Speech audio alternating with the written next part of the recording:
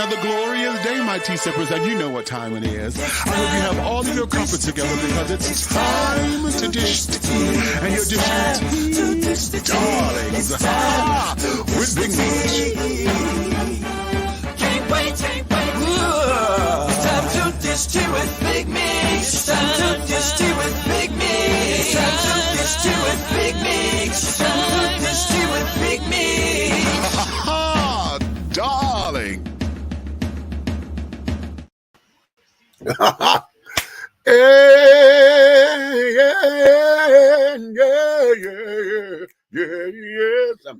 Hello.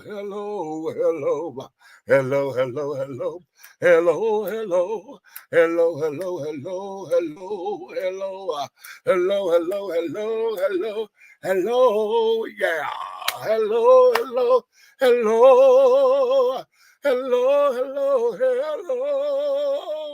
I'm cracking.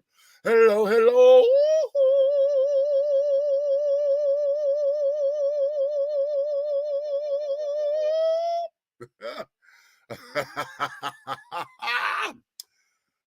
I don't know why my voice is getting so dry. Wait a minute.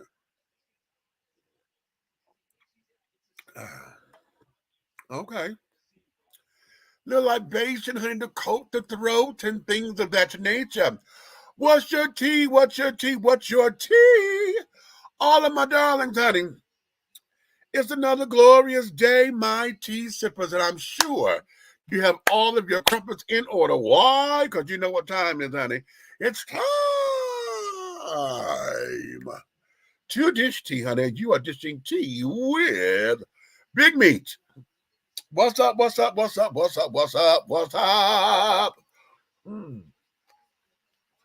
Now, for those of you who are wondering, why is it every time I get on this damn TV screen or computer screen or whatever, and I'm constantly wiping my nose? Well, I am the runny nose boy, honey, okay? Been that way all of my life.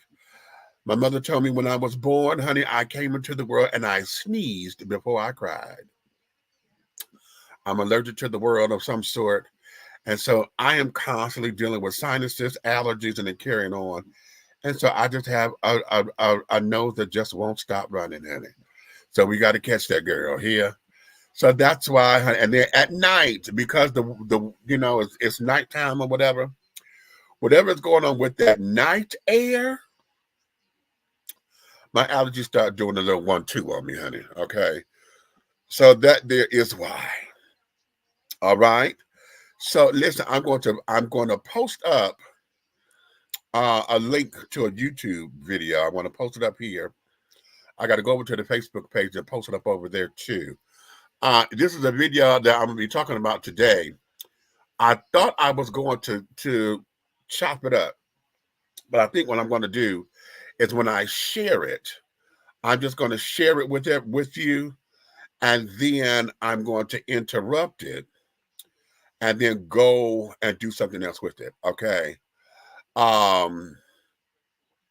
So yeah, that's what I think I'm going to do. And the reason being is because, number one,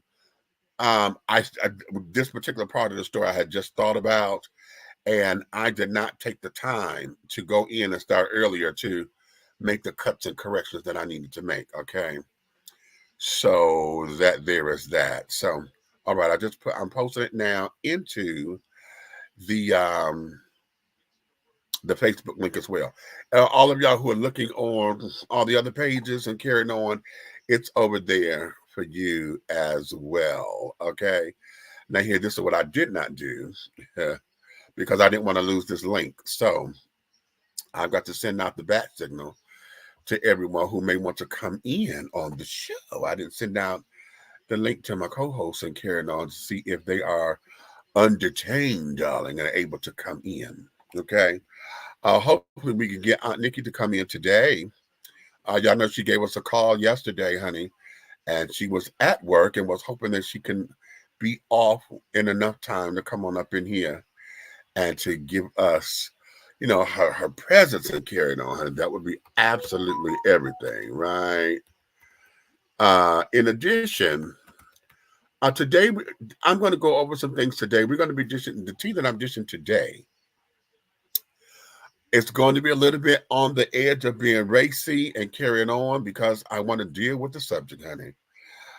Um, and I'm dealing with this in this manner because um,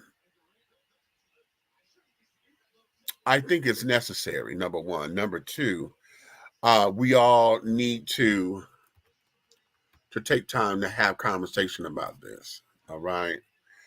And that's just what it is. And that's just being on the real. And so for those who may feel as though it's a little bit that way, I'm telling you now, go ahead on and bow out gracefully, honey. Um, because this is going to be one of those kind of shows. We didn't talk about Wendy Williams last night. And I did that. I was waiting to see if we were going to have a special guest to come in. Um, and all of that, as she has not came in as of yet or got back with me. So I'm just going to go ahead on and keep going. But a couple of things that have been on my mind. Um, okay, yeah, this story here. I got to get that story. Hold on, I just came across something else that I wanted to share with you guys. That I thought was absolutely just TNA, honey. This here, it's a tearjerker too. Um, but yes, my darlings, we are going to really get into today's show. So listen, I need for you guys to go ahead on, honey, and come on up in here, and let's be cute.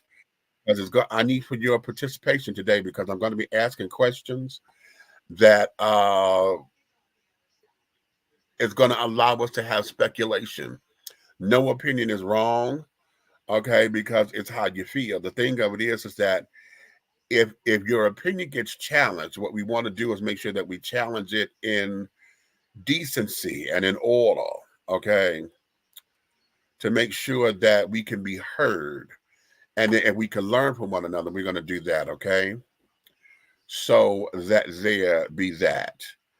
Um, what I'm going to start with this evening. Hey! I'm seeing y'all coming up in here. What's up? What's up? What's up? Okay. You so damn dumb. Wendy D. Williams. Did you say Wendy D. Williams? You silly. That's good. But we're gonna get started, and I think what I want to do first, before I get into Wendy Williams, because as y'all see, I like to put that on the back burner. I like to let that be last and carried on because I know it's going to be draining. Okay. But let's start here. Okay. I'm going to share something that I want to have this particular conversation with you about. Um, because I think it's in the scheme of things. As a matter of fact, this is what I'm going to do. I'm going to start here first. Okay. And we're talking about the state of the country. All y'all know that we are in a presidential election this year, right? For those of you, Super Tuesday is on the 12th of March. That means we have, I think, 12 different states that will be going out to vote and carrying on. This is the primaries now. This is the primaries to see who's going to get on the ballot for November. Now, those of you who don't know this, on the Democratic ballot, there are three names. In addition to Joe Biden, who was the incumbent, President Biden, we have somebody named Dean Phillips, and we have Marianne Williamson. Okay. Now, for those of you who are in Detroit or Michigan and have gone to, what was the name of her church? I can't think of the name of the church, but she was the pastor of the church, and I've been to the church once. That's why I met Les Brown. But I also met her in person when she came here. She had spoken with us, with myself and DC, and we interviewed her about what her feel for going on to run for presidency is. And I love where her mindset is. I just don't think that she's strong enough to do it. Okay. I don't think that she will have enough backing to get on that ballot. All right. So yes, there are 3 names on the Democratic ballot for you to choose from. Okay.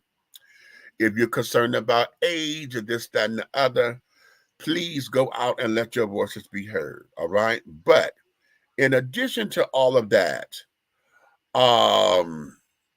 we're going to go here because I want you to get into the mindset of those. This person here is a representative of what we know to be the base for Agent Orange. Okay. Take a listen to this and y'all tell me. I wouldn't be surprised if there was a revolution. What does that look like to you? Total mayhem. But I think it's going to be the only choice that some people see. They say Joe Biden wins the White House again. You don't believe that he actually does.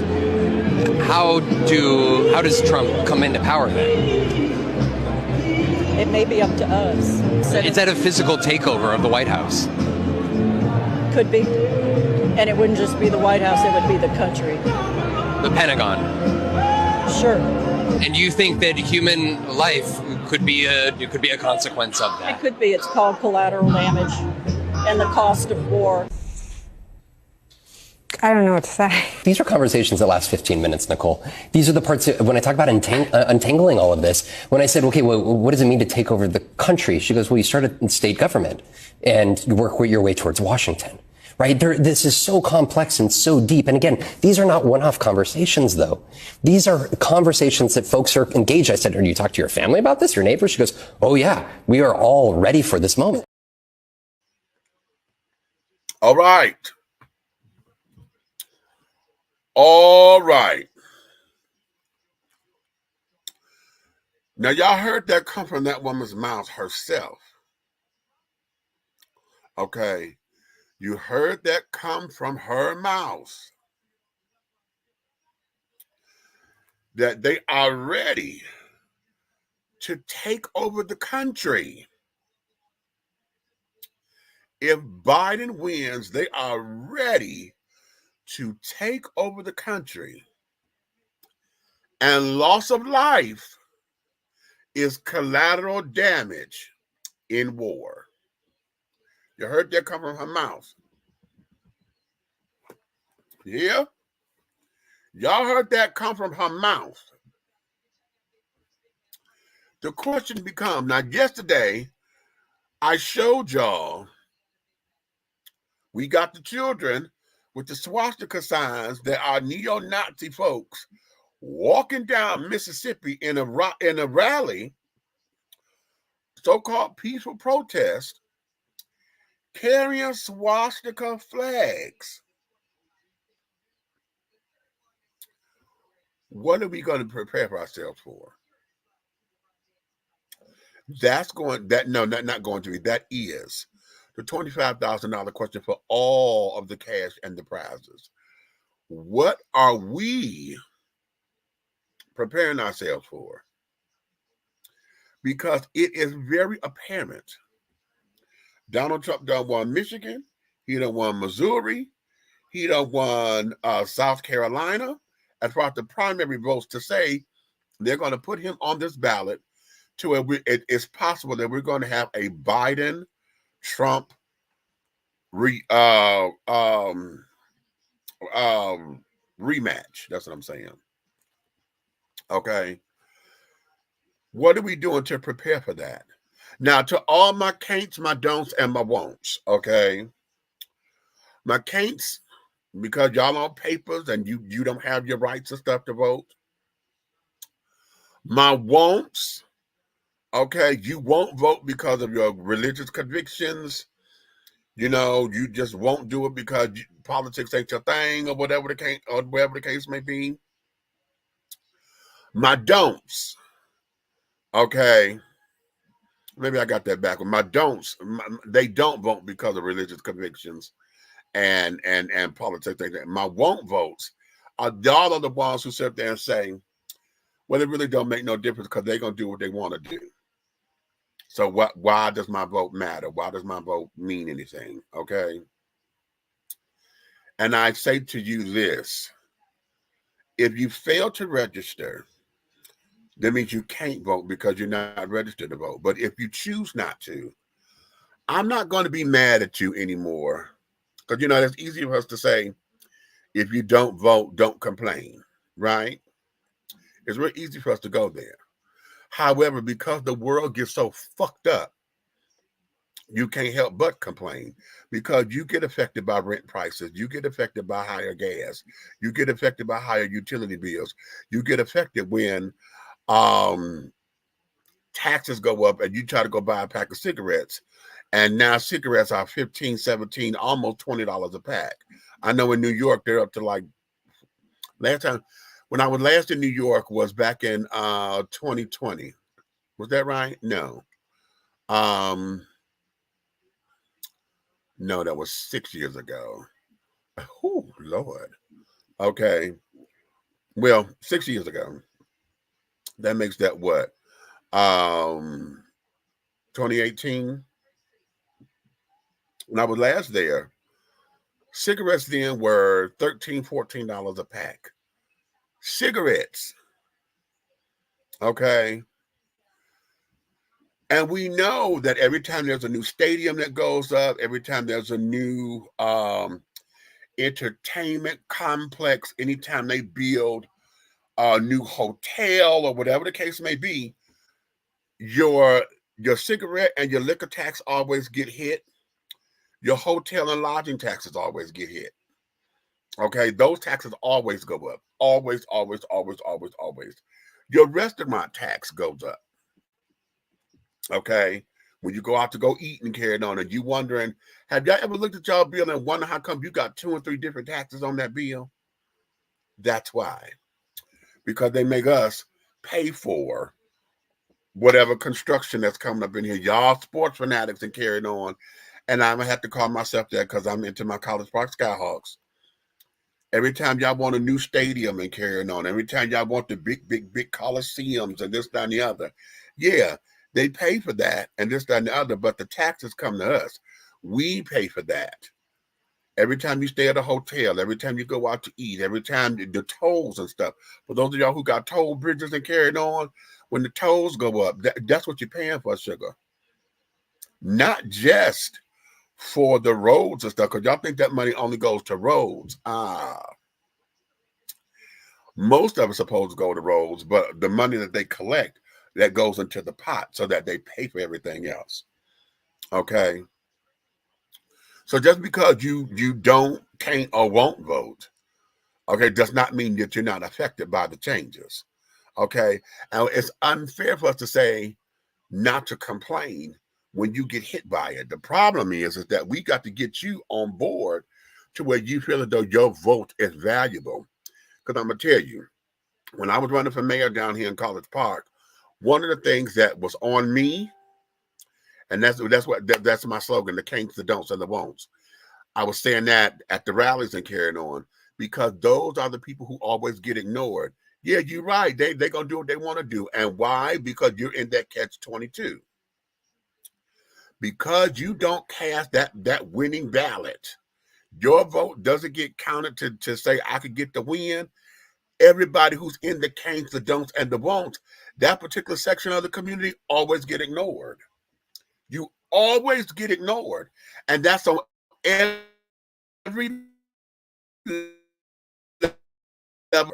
I don't give a damn how many pictures they take. I don't give a fuck how many turkeys they give you at Thanksgiving and Christmas. I don't care how many backpacks that they give y'all for back to school. That there is the photo op. That there is to say that they're doing something for the community. That there does not guarantee or say that they listening to you. Because you in the can't, don't, or won't category. Because you don't cast no vote, baby, they...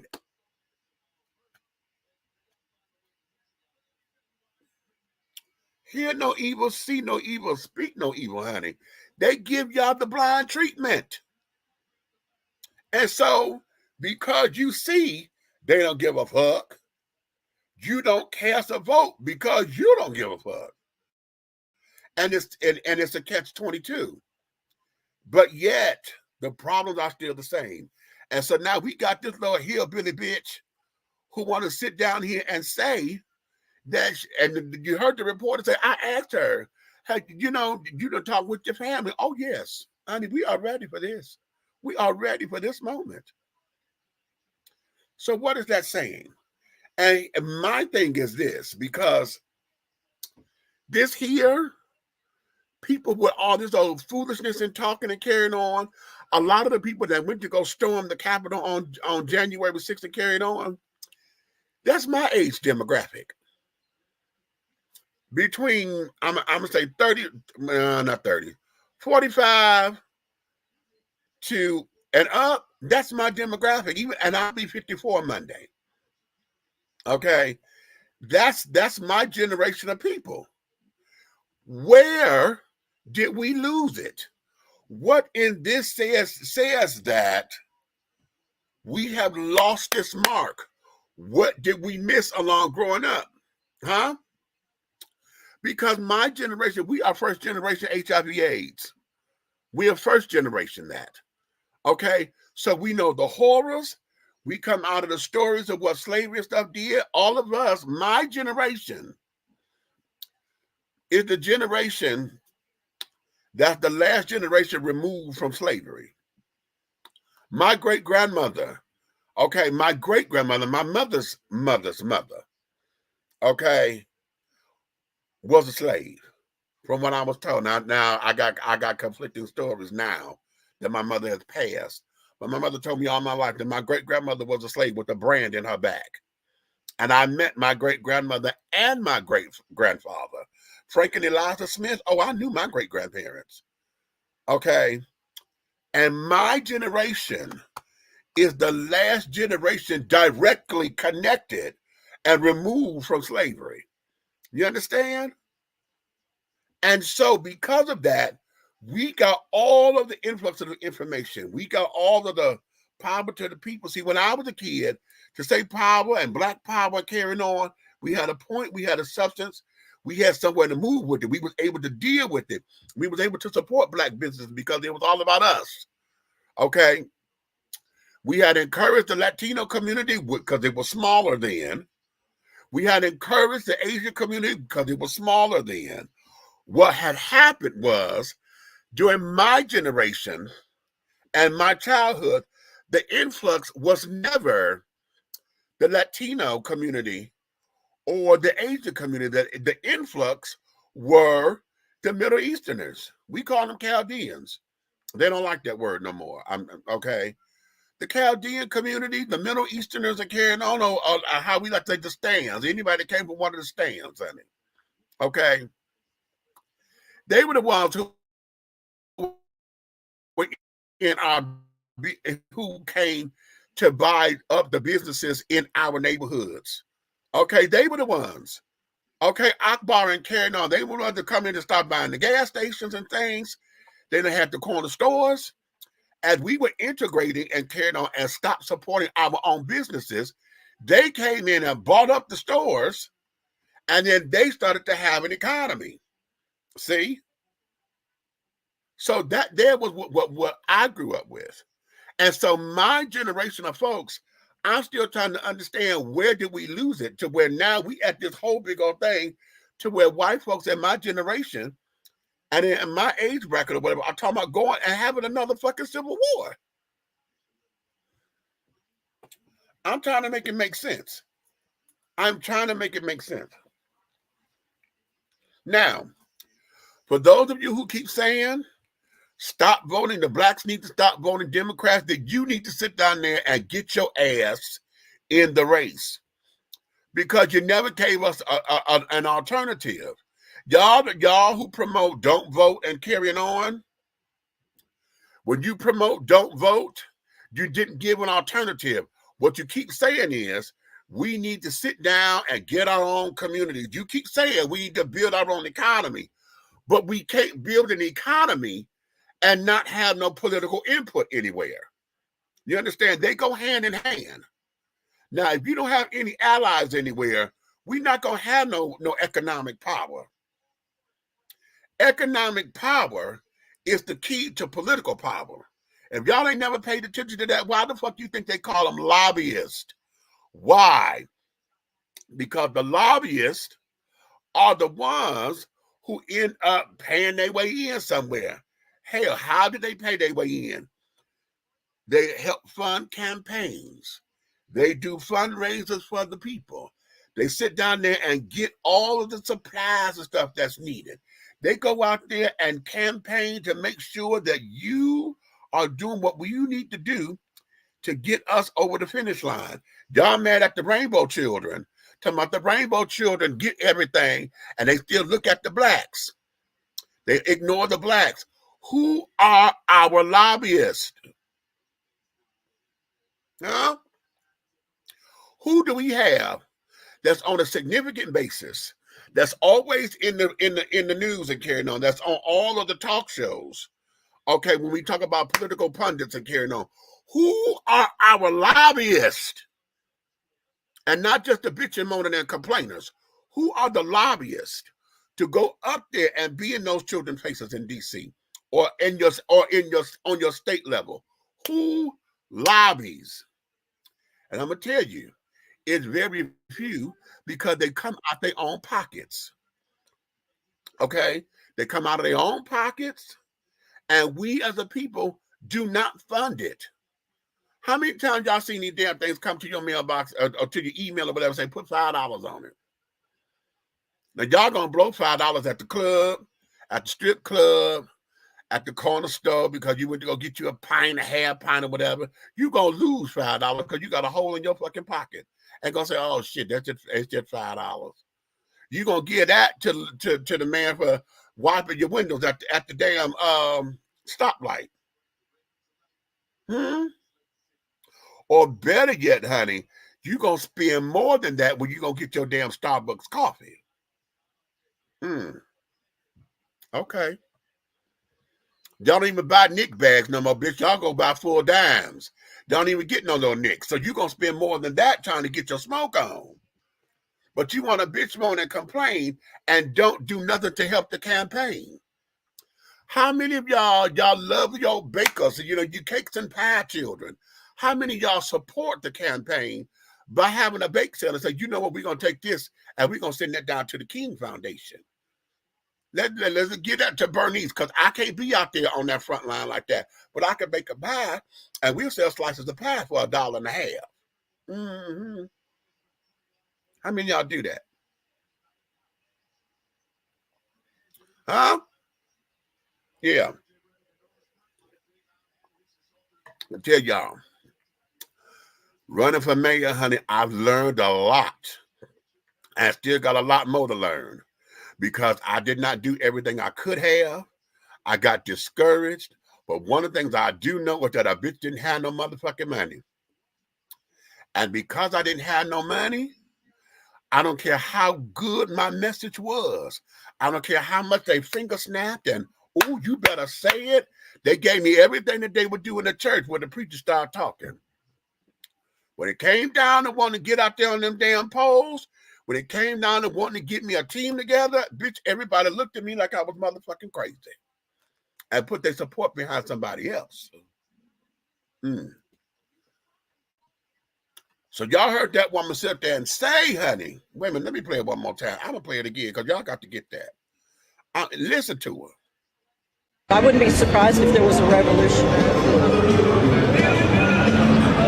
What does that look like to you? Total mayhem. But I think it's going to be the only choice that some people see. They say Joe Biden wins the White House again. You don't believe that he actually does. How does Trump come into power then? It may be up to us. Is that a physical takeover of the White House? Could be. And it wouldn't just be the White House, it would be the country. The Pentagon? Sure. And you think that human life could be a consequence of that? It could be. It's called collateral damage and the cost of war. I don't know what to say. These are conversations that last 15 minutes, Nicole. These are the parts when I talk about untangling all of this. When I said, okay, well, what does it mean to take over the country? She goes, well, you start in state government and you work your way towards Washington. Right? This is so complex and so deep. And again, these are not one-off conversations, though. These are conversations that folks are engaged. I said, "Are you talk to your family about this, your neighbors?" She goes, "Oh, yeah, we are all ready for this moment." Mm-hmm. Now, wait a minute. Let me point out something very significant in this. You ready?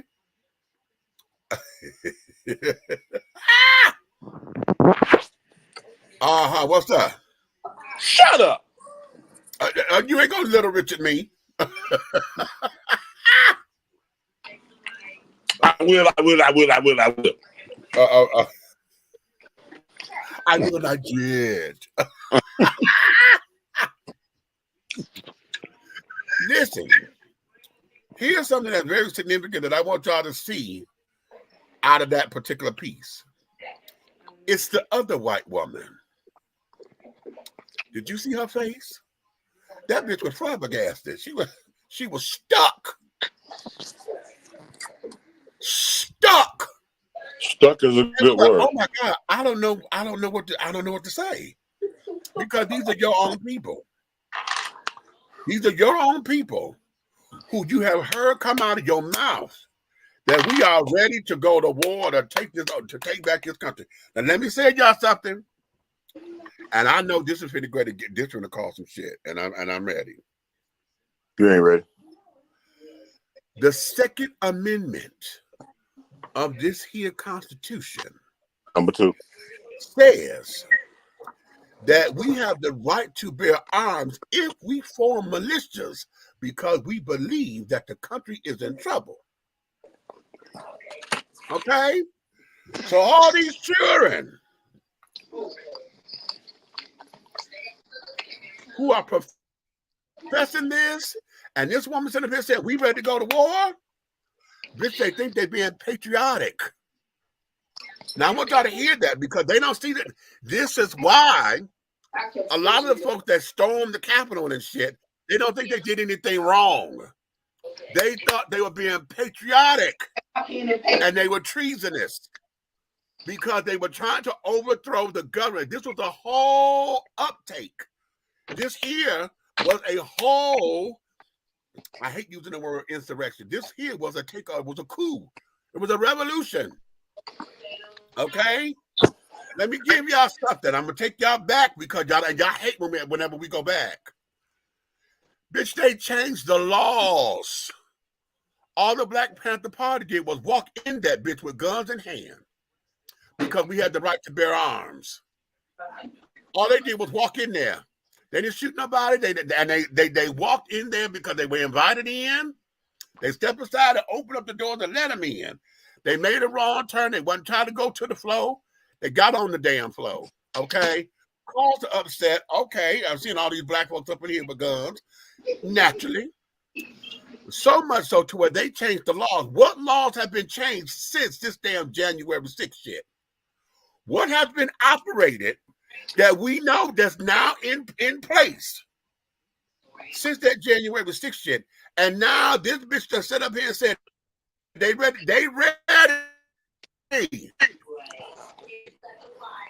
to go to war if Biden wins again. Now you heard it come out of mouth. And the other white woman stuck. Stuck. So what we gonna do? Now that y'all hear this, what's the contingency plan, children? Well, you know that I know that you know that I know that I was built for this.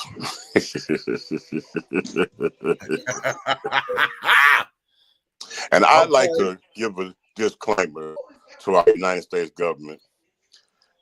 Sometimes you got to give people their flowers. Okay. Uncle Sam, I thank you for training me to be the killer that I am, teaching me to handle all the weaponry that I do own. I thank you for teaching me to use the laws that you made against you in order for me to own this artillery that I have. Well, I thank you for allowing me to be the precise marksman that I am. I thank you for graduating me from basic training, shooting 30 for 30 for any weapon that you put in my hands. I thank you for not paying attention to me as I slid right on by as one of the most detrimental people with a doggone firearm that you ever trained. I thank you for teaching me to snap somebody's neck as quick as they can say hello. I thank you for allowing me to disarm somebody just by pressing a nerve on their thumb. How about it? Thank you, thank you, thank you. Who's ready for war? The one you trained or the ones that are just angry? Ooh.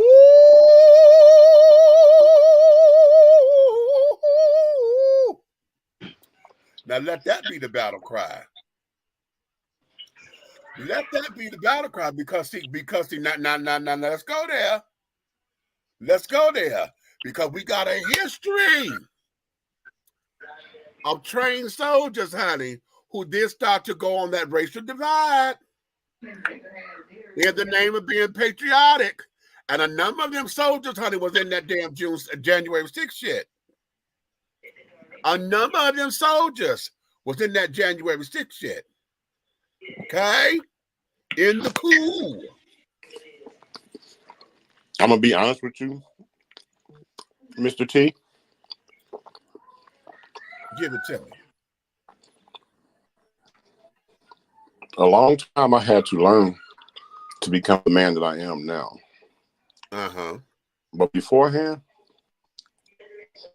a white person would tell me it's in uniform or wearing some type of paraphernalia or regalia that has something to do with the United States military services.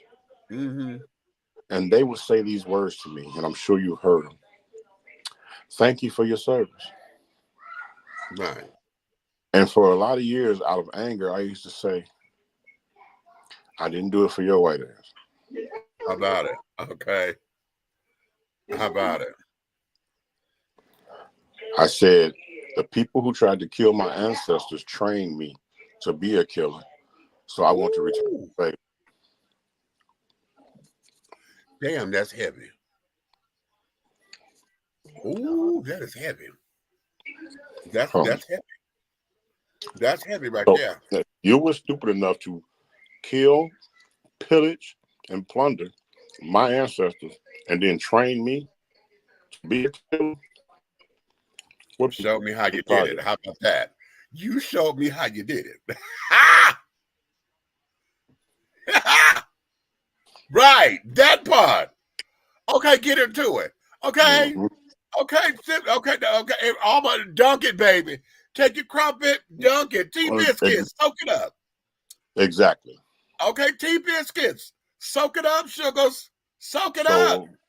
In the notorious words of most of our greatest politicians, now hear this. Who's the prey? Ain't no fun with the guy that got the gun, honey. Ain't no fun when the rabbit got the gun, Elba Fudd. White America, when you look at a black man that's bearing arms, you have to ask yourself this one question. Is that a nigger or a nigger? Oh, well, that's a wonderful segue. Wait a minute. Beautiful segue. Let's go here. The power of the N-word, we control that. I would say that we did. I still think we do. If there's not a white person that can come out here and say nigga, we gonna be on their head. I don't know about that. And to our own detriment, I think we have normalized that word to the point. Musically. Which means culturally. I've seen white women come and try to argue that calling me Karen is equal to calling you the N-word. We're not going to entertain that. That's silly. I don't even respect the whole term, the N-word. The word nigger and the word nigga are two completely different words. We have a guest speaker and I say, we got a nigga coming to the stage. Is anybody expecting an attorney, a surgeon, a doctor, a psychologist? When you use the word NIGGA, do you really believe that anybody, black or white, expects the person attached to that title to be something their children can look up to? And if the answer is no, NIGGA is just as disgraceful as NIGGER.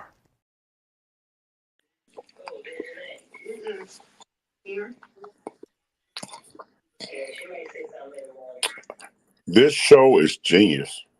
Let me give a shout out because I need to. I want to flag that, and because I may have to take that piece out. So if y'all don't see it here, no, I always say that as a disclaimer. But most of the time, if I can't monetize it because it's flagged for copyright infringement or whatever, I just take the hit because the information, I need the information. I don't like cutting shit to show. Okay. That there from Nick Cannon's show, and I can't think of the name of it right now. But that's Nick Cannon's new show that's up on YouTube. You can find it there. And you see he was having an interview with Dr. Umar, and this is relatively recent. I want to say within the last week or so. Okay. And I only came across that clip. I've not seen the whole interview as of yet, so I could put all that in context. But I only came across that, and I said, "Oh my God, this is delicious!" And y'all know Umar Johnson has been on the show when he's been a guest on the show when we first got started years ago. I would like to get him to come back so that we can have another lovely discussion, honey. Oh. But yes, if you have not heard that show, because it's all audio, it's in the Edition T archives. Go on the YouTube page, honey, in Edition T, and look in. I think that was 2010 that we did that. Wow, that was 14 years ago. Dear God, has it been? Dear God, yeah. Okay. Okay, get that away from my bed. Okay. So there is that. Let me go to the comments because I want to make sure I get everybody up in here so that we can see what's up. Okay. Groove came in early. She came in early. She said, Big Meech, what gets rid of a nasty flu? I suggested castor oil. So for those of y'all who see this message up in the YouTube and stuff, that says get some castor oil or some 666 cough medicine. You could try some Alka-Seltzer Plus Cold in the dark blue or purple box. It used to be purple. Now they're trying to make it like a cobalt dark blue kind of thing. That's what I'm responding to, okay? To her. Boiled onion juice, garlic, ginger root, and antibiotics. My friend is sick. Oh, child, you trying to kill her. I would kill it, not her, but okay. Just make sure you burn some incense, honey, because she goes, oh. Hey, what's going on, Michael? Okay. Okay, that's the video that I posted, so I don't need to do that. Okay. Why doesn't she just have content on her channel, or at least not for a while? That's a good question. I'm not exactly sure. What's up? Okay, was it not Wendy? Okay. Road, what's going on, honey? The facts. Okay, yes, child. Okay, hey, Road, I'm Fimo Artist, if you remember. Oh, okay, okay. This is what the fuck I don't understand. Asians shouldn't be the one with black businesses. Black businesses should be with black businesses, and black business should be booming. Yes, it should. Okay, Dishing T Entertainment. Thank you, darling. Yes. And she says, hey, Red, that's Road Hot shouting you out. That's DJ GK, okay, the 504. Okay, saying good evening. What up, dog? Book is in the house. That's our research department. This pastor built differently, honey. Laugh out loud. Okay, tell it, Red. Tell it. Okay, former Marine here, bro. That's my son. That's my firstborn. Okay. He is absolutely right. Okay. What's up, Double Dog? Oh, okay. Thank you. See, you know what, Buck, I love you. You know I love you. I love you. he done put the link up to that Nick Cannon and Umar episode. It's up in here on the YouTube. Hey, bro. Hey, let me tell you something. Let me give him his flowers. Buck, you are the man. You have definitely been on point since day one. You never changed your stripes, so you're gonna always be that black tiger that I know, bro. You got it. Okay. There we go. So now, having said that, and this is why I told y'all, I called today's show, and I need to start telling you what I labeled the show instead of just going into it. Because today's show was called one of the doggy ones? Emotional Warfare. Do we all need therapy? Okay. Do it up, Marquise. We're trying to play like you run a game. Warfare. Do we all need therapy? Okay. Because it just seems like the world just gone stark fucking mad. And I'm trying to understand it. I'm trying to put some context to it, but it seems as though it's not giving us what we need. You know what I'm saying? It just seems as though we're not given what we need. Okay? And a lot of times, it's all over misunderstanding and the miseducation of people. And I'm not going to say of the Negro, because a lot of times, honey, it's everybody. White folks don't know shit. I was looking at something on Instagram, and they on the game show, okay? And there's white folks on the game show, and all of the famous black folks, they had no clue who they were. Not even Mr. T. They called him T-Pain. I pity the fool. Right.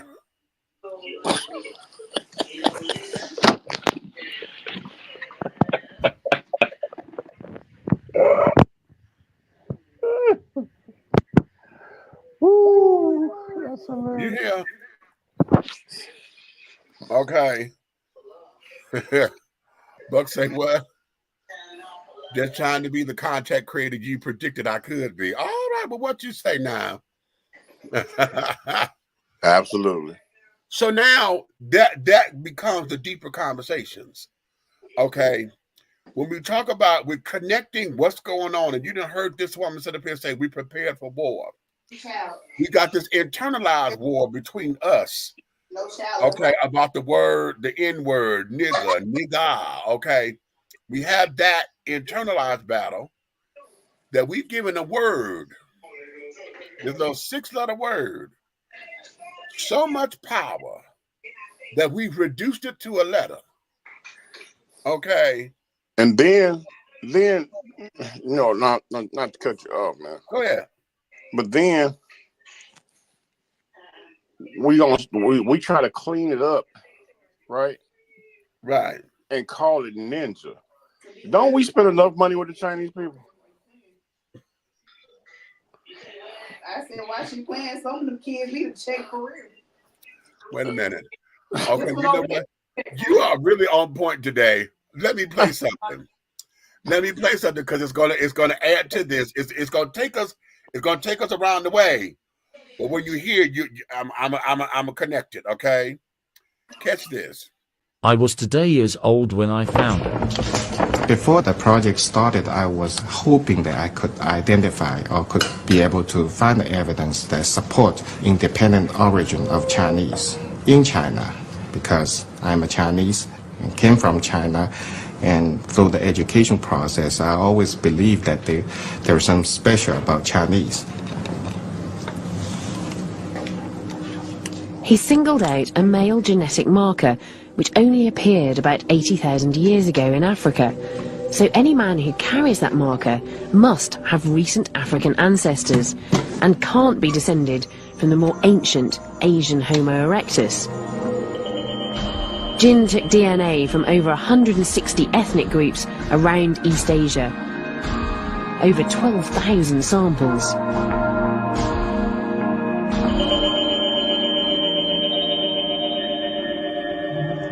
And so, what did you find? We did not see even one single individual that could be considered as the descendant of the Homo erectus in China. Rather, everybody was a descendant of our ancestors from Africa. My ninja. So now, wait a minute. Whoa. Okay. Now, that's a study that he did with 12,000 samples. Now, based on the population of China, you know, that's just a drop in the bucket because China got 1.5 billion. Okay. But that's just a drop in the bucket. But that's 12,000 samples.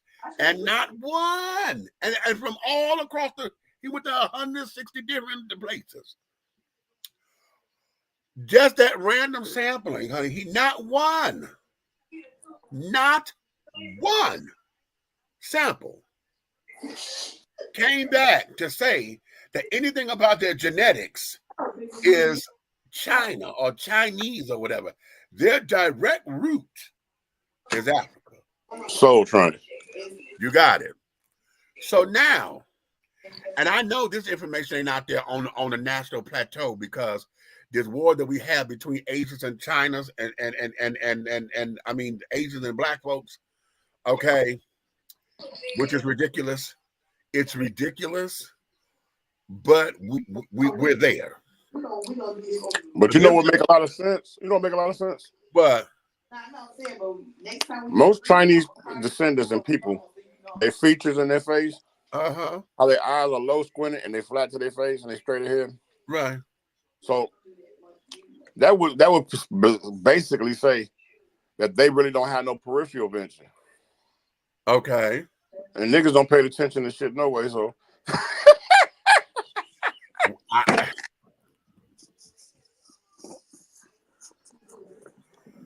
You know what? I was trying to prepare myself because I said no.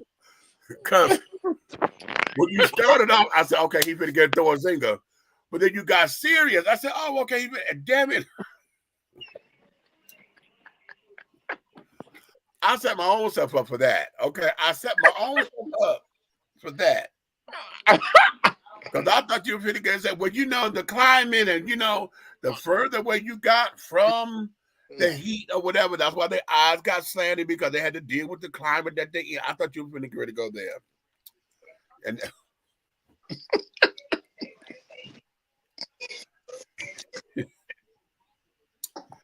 so now, having had that particular piece of information, going back to what E-Group said earlier about China, the Asians coming into the black communities. Right. Okay. Knowing that now that at least with this particular piece of the study, and I know this is out of context. Let me say that right here. It's out of context because we don't have the whole interview and the whole all of that. I'm just going on this piece. Right. Okay. Just with this piece of information, okay, hell, so they black like us, or at least we got the same ancestry. That's true. Okay, so now I wish I could find this thing. There's a young lady on Instagram who breaks down the science as to why the Asian. Let me see if I can find that. Because see, we own to something here, and I want to do all that, and I'm connecting all these dots because we have to get prepared, people. See, we got to get the information so that we know what the fuck it is that we're fighting. A lot of us, and that's me included, we will come together and we get caught up in our emotions. Okay. We get caught up in our emotions and we go based on how we feel in the moment, what done pissed us off, what didn't, and carrying on. So here's a question. Here's an answer.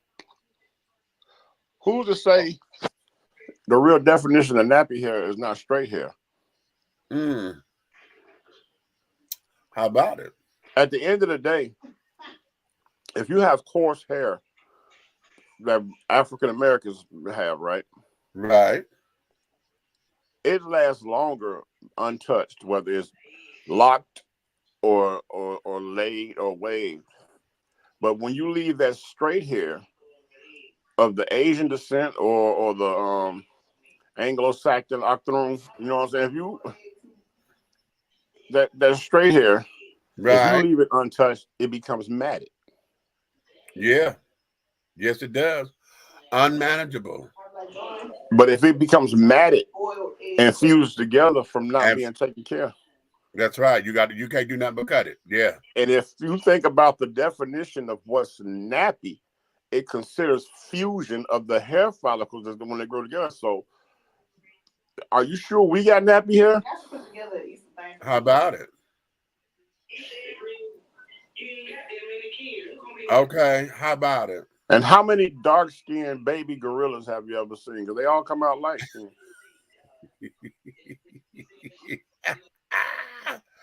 Not the baby gorillas. They always come out pale and hairy, like Billy down the street. Okay. I'm just trying to put this together because it's time to stop all this. Okay. And you're right, because it is. It's time to stop all this because, you know, the Mexican people don't want you to date their daughters. They don't want you to have no taquito. So you can't have no taquito or no churro. You can't get no churro over there. You know what? You can't get no fortune cookie when you're over there in the Chinese place. Not the fortune cookie. Right. If you don't quit. And then they don't want, then you got some uppity Afro-Americans that don't want the churros and the fortune cookies and the sugar cookies to come over and get the chocolate brownie that they raised. You know.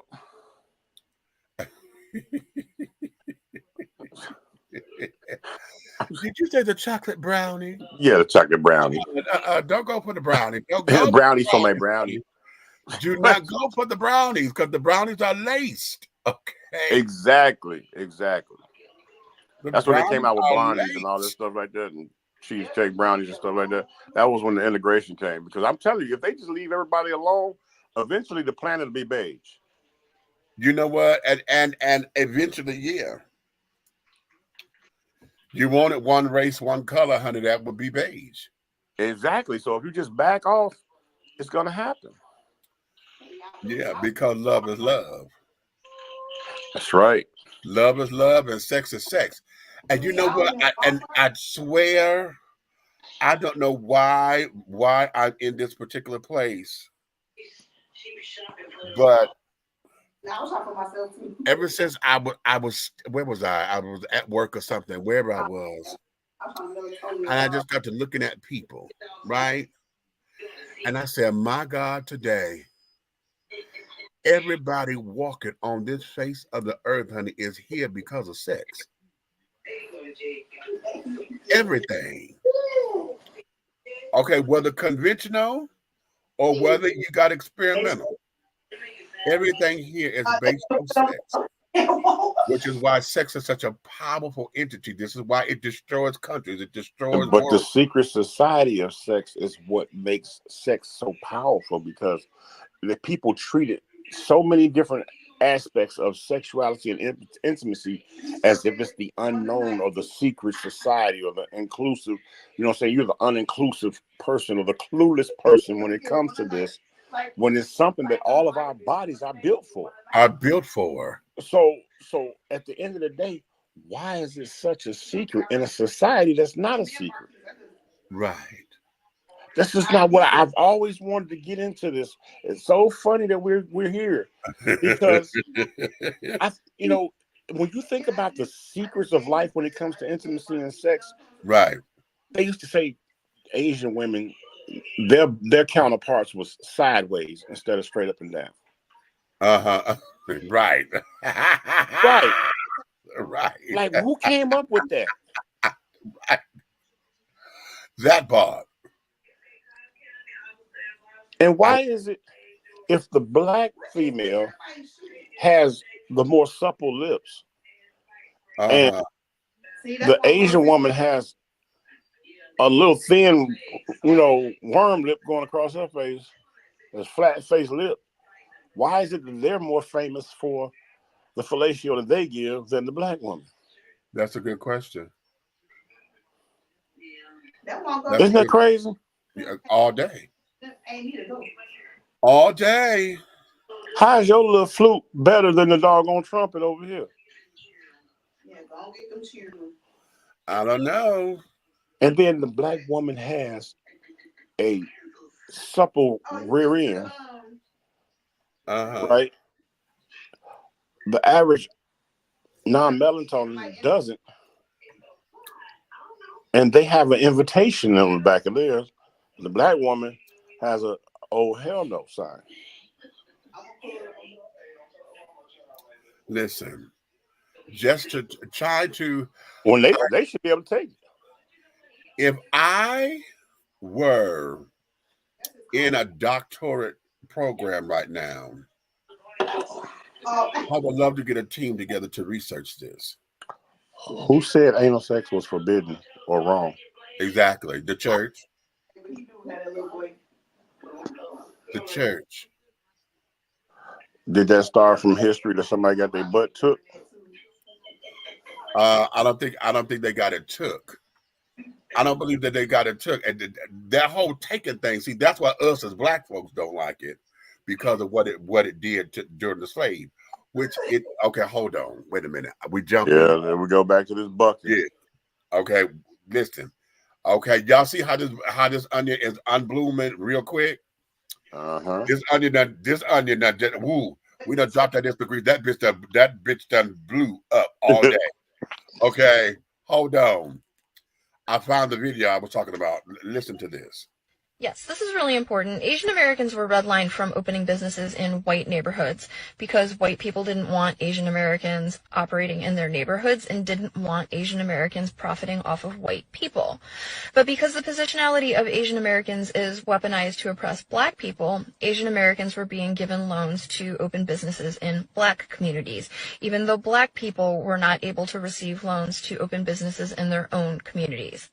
And as I've said before, as a result of this, black wealth is essentially paid out twice when it goes to Asian American businesses, once when the individual pays for the goods or services, and then again when the Asian American business owner removes the profit from the community. Because usually people open businesses in their own communities, and this is mutually beneficial, where the business owner is making a livelihood off of providing goods and services to their community, and by being a member of the community, they're contributing and they're investing back into the community. This is an ideal situation, and that is not what happens with Asian American businesses operating in black communities. And there we have it. Tomorrow's International Slap a Asian Day. I just thought I'd announce. Wait a minute, let me go to some of these comments, honey. Oh, Lord, honey. I can't wait till we can all look at each other without looking at each other and having no fucking problem. Okay, right. Beautiful mixed chicken. Beautiful mixed children. Shut up. Okay. Yes. Oreo cookie, chocolate brownies, whatever the fuck it is. Beautiful the way God made it. Okay. Say that, Groove. I think it's in the Bible somewhere. Remember Sodom and Gomorrah. What you want to talk Sodom and Gomorrah? You don't want to do that. I'm not going into that. I'm not doing that right now. I'm not. I'm not.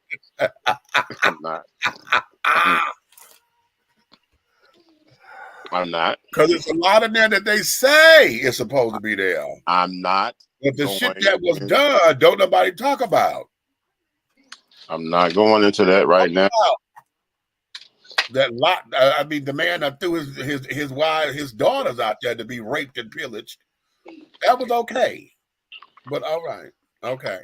We said we ain't gonna go there, right?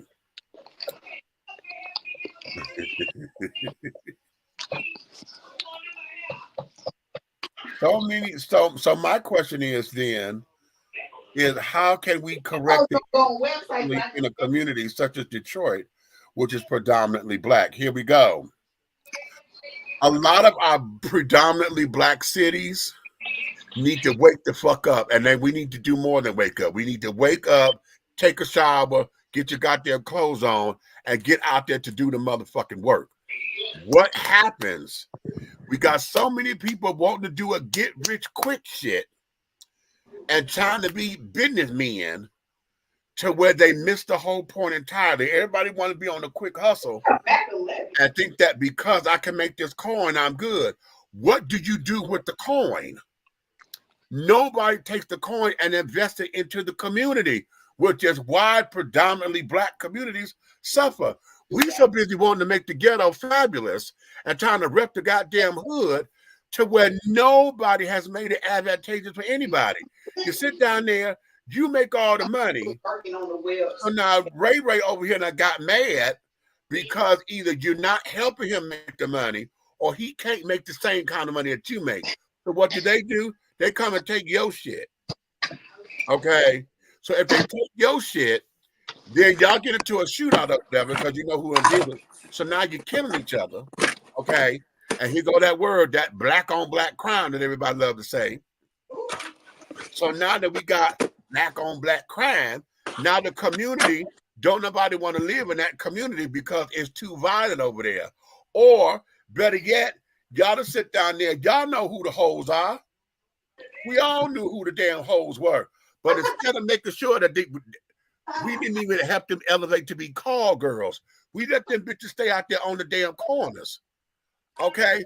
We never showed them and gave them a way out of nothing. We didn't even have a fucking brothel.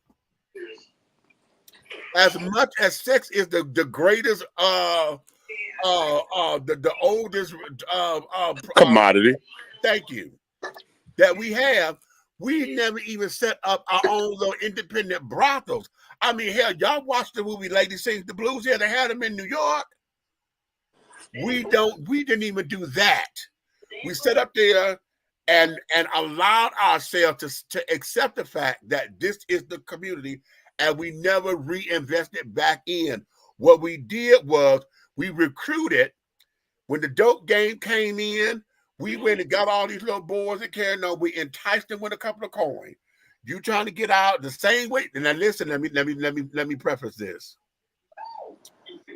Dope man came in and did the same shit that the military did. Now, how about that? They come in there and they did the same thing with enticing you because you ain't got shit. Gave you all these different promises to carry on. Sucked you in thinking that you could get, this is going to be your way out. But you didn't understand what the price was. Game time. Let me drop some game on you. Give it. Most of the major dope men that came out of nowhere, that came back to their neighborhoods, came from the military where they learned their ways. When they got out of the military, the government gave them nothing, and they had no way to make a living but to turn to the streets. And when they turned to the streets, they took the mentality that was taught to them, trained them, and instilled in them, and applied it to the dope game in the streets, and became very successful on the supply and demand, because they teach you anything out of all the careers that you learn through the military, no matter what branch you go to, they teach you supply and demand, because you always learn supply department and maintenance department. So if you can maintain 25 people in the military, you can maintain 25 people in the streets that will bring you a lucrative income. And it doesn't matter what you're doing and what you're selling, because you have no morals. Because guess what? The thought of any morality of somebody taking care of you or looking out for you after you fought for this country has been snatched from you. So you got nothing but anger. So you don't care about nothing when you get on them streets. Which says what? Which is what we've been saying, that this is a mafia-ran country. Thank you. Which is what I've been saying that forever. Mafia is what I don't have a problem with it. Organized crime, y'all heard me say this on countless occasions. Organized crime is the reason why you don't know who the big dog is because you ain't supposed to. Damn it, it's organized. And all the big people, think about it, they're flooding the streets with the product. So you got to have the people that have nothing in order to move something. To get it, because this is where it is. Now you got somebody who ain't got nothing. You give them more than what they ever thought they could have. Okay. Now they got a little something, so they think. Right. Okay. And so as long as that pocket is together, they got a bag or whatever. This is how then their mindset changes. and knowing us the way how we know us with smaller mentality. That $350,000 that you make on the street off of one key of cocaine, nothing compared to the 20 that he sent down the highway across the water where he made 50 million on the delivery. Right. Not the same. It ain't the same, which is why he could take a hit if you get caught and they confiscate your dope. And well, that's why they give one truck. They give one truck to the government to make them look like they're doing their job. How about that? So somebody is sacrificed. You don't know who it is. It could be you, your friend, or whatever, but you're coming down the highway not knowing if you're the one being sacrificed. And how do they know to pull over your one truck if 8 trucks don't went through with the dope? Right. Without all the 8 trucks, your one truck get busted. You're the one that got hit. And make the news. Okay. They done something. Right. That's the same thing. That's the same thing. What do you say? We as the realers need to have better understanding of the importance of generational wealth. We understand that. Listen, okay, now let's go there. Hold up before you start. Before you go there. Go ahead. Before you go there, know that I am organizing, and we're probably going to use this as a segue. So, Buck, once we start advertising, let it know. You let a lot of people know about this, but we are going to do a seminar on here, and I'm going to teach people how to set themselves up for generational wealth. We're going to teach them the segue, and we're going to sign them up and put them in the position to be their own banks and everything else. Yes, because I got to get my sign up on that. Yes. So we're going to do it. We're going to do that on here. So matter of fact, you need to make it out this way. We need to sit down and put that together. Okay. And we're going to do it on the show, and we're going to set it up for people and everybody who signs up on the show. Then we're going to do a separate room, and we're going to step in and get everybody signed up. Right. Okay. That's cute. Oh, I like that. All right. Yeah, we give y'all a Zoom link then, honey. Okay. And now let me go here. Because when we talk about generational wealth, part of the problem with that, we already know what it is. We already know what it is because we romanticize the Rockefellers. We romanticize Henry Ford and the Ford, and especially around Detroit, if everything ain't Henry Ford Hospital and carrying on and the Ford Museum and this, that, and the other, we know what generational wealth is. We know what it is in our own families. I'm going to tell you what happens. Nobody wants to do the fucking work.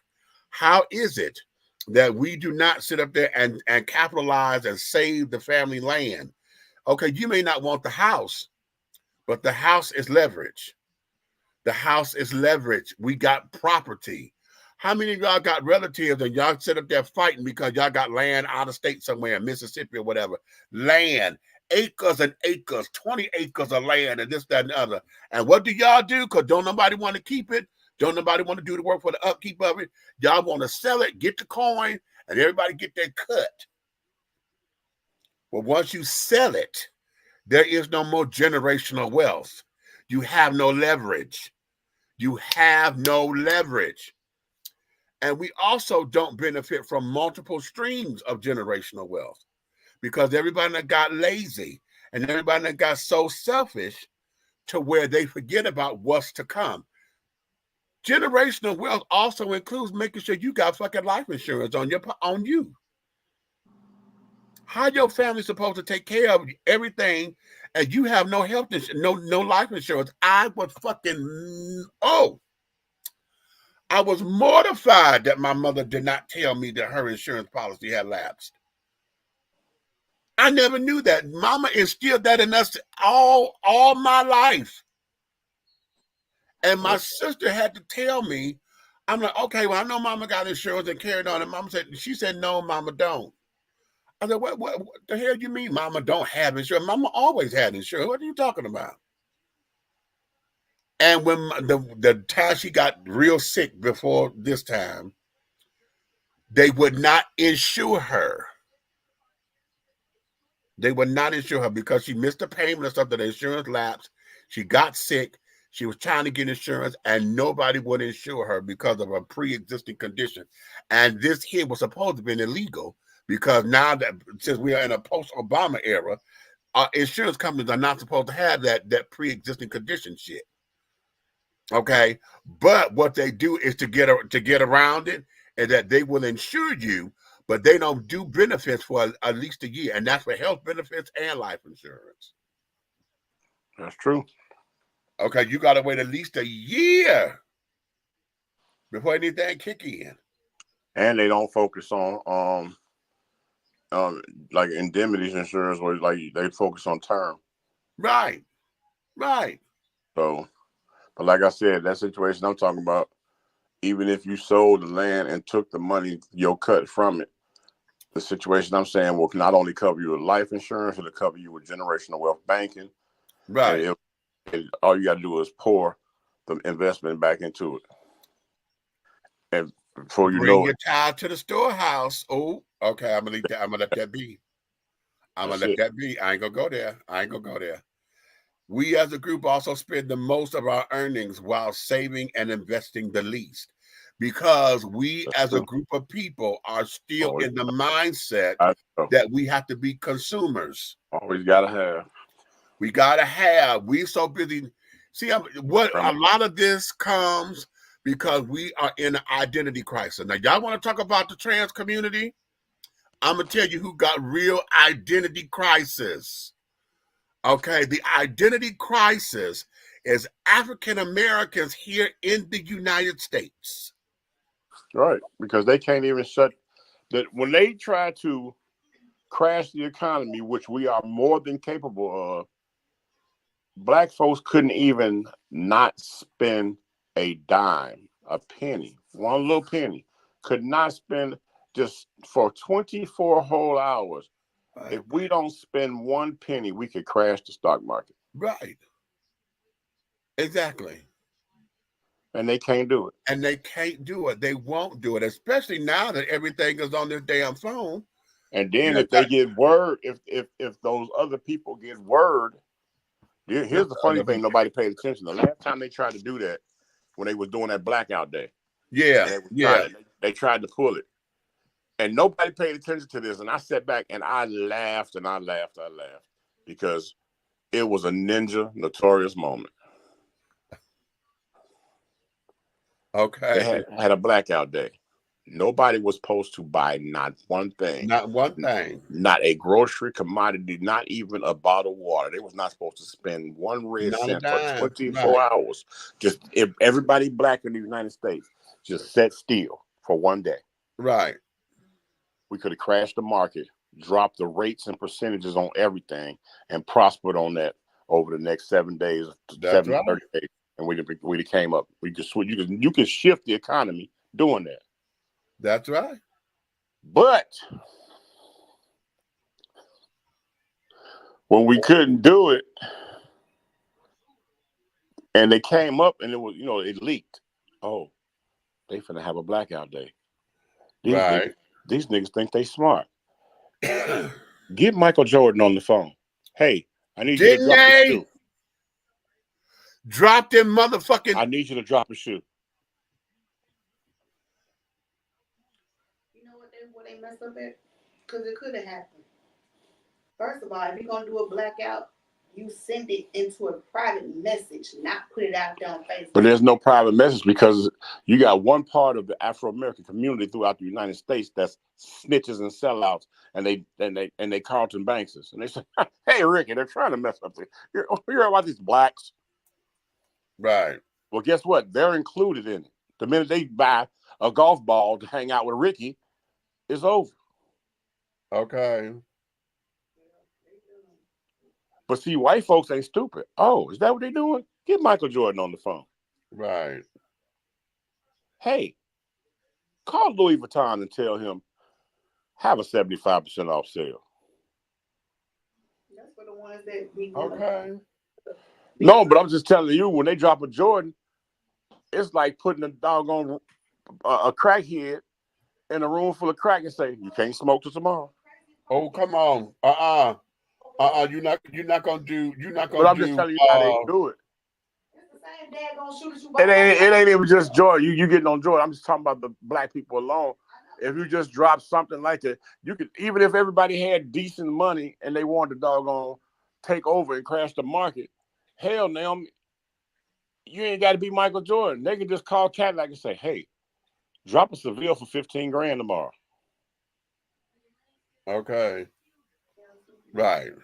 Be like, hey, roll extensions have to sell. All you want don't want. You ain't gonna have to, niggas. They gonna do it anyway. Niggas are not gonna. They gonna sit around and talk all that good stuff about it. That right there. But we need our liquor, blunt wraps, and chicken.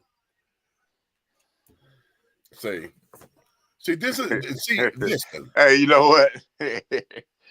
That's my brother right there. Go ahead. See, this is why Juanita Bynum says something in her No More Sheets thing. When she was trying to tell ladies about what it means to be a wife and carrying on. And if you're single, you gotta learn how to train yourself. So, she said you got to have a supply closet. So, you got boxes and boxes of soap powder, and you got your tissue and stuff, and you got your paper towel and this, that, and other. Mm-hmm. And the folks started laughing. She said, y'all laughing, but she said, oh, this is so real. She said, because how are you not going to prepare yourself if you don't have the supplies in the house, what you need? We as black folks, I know as a kid, I know we the same age. So we came up with understanding how to buy bulk. Okay? Because we learned how to stretch a dollar. Okay? You did not go to the butcher to get your meat. You went to the damn meat market. Right. Okay? And you bought in bulk. Mama, okay, I'm talking about you a little too much. That means you're trying to tell me something. My mother learned how to feed my daddy, me, and my brother, okay, from the meat market down there on John R. and what's the name of the damn street? Y'all know that meat market over there off of John R. Whatever. I remember the day that one of the last time we went to the meat market together too. I remember that day. You used to have to go in there and get a meat pack. Right. You go in there and get a meat pack, and you could get that meat pack based off on a 2-week or a 30-day ratio. Right. Of what you need. We used to have a place called Moo and Oink in Chicago that was just like that one on John R. Just like it. Same thing. When you walk in, you got the big cold flaps in there. Cold flap, everything up. Yeah. Mama learned.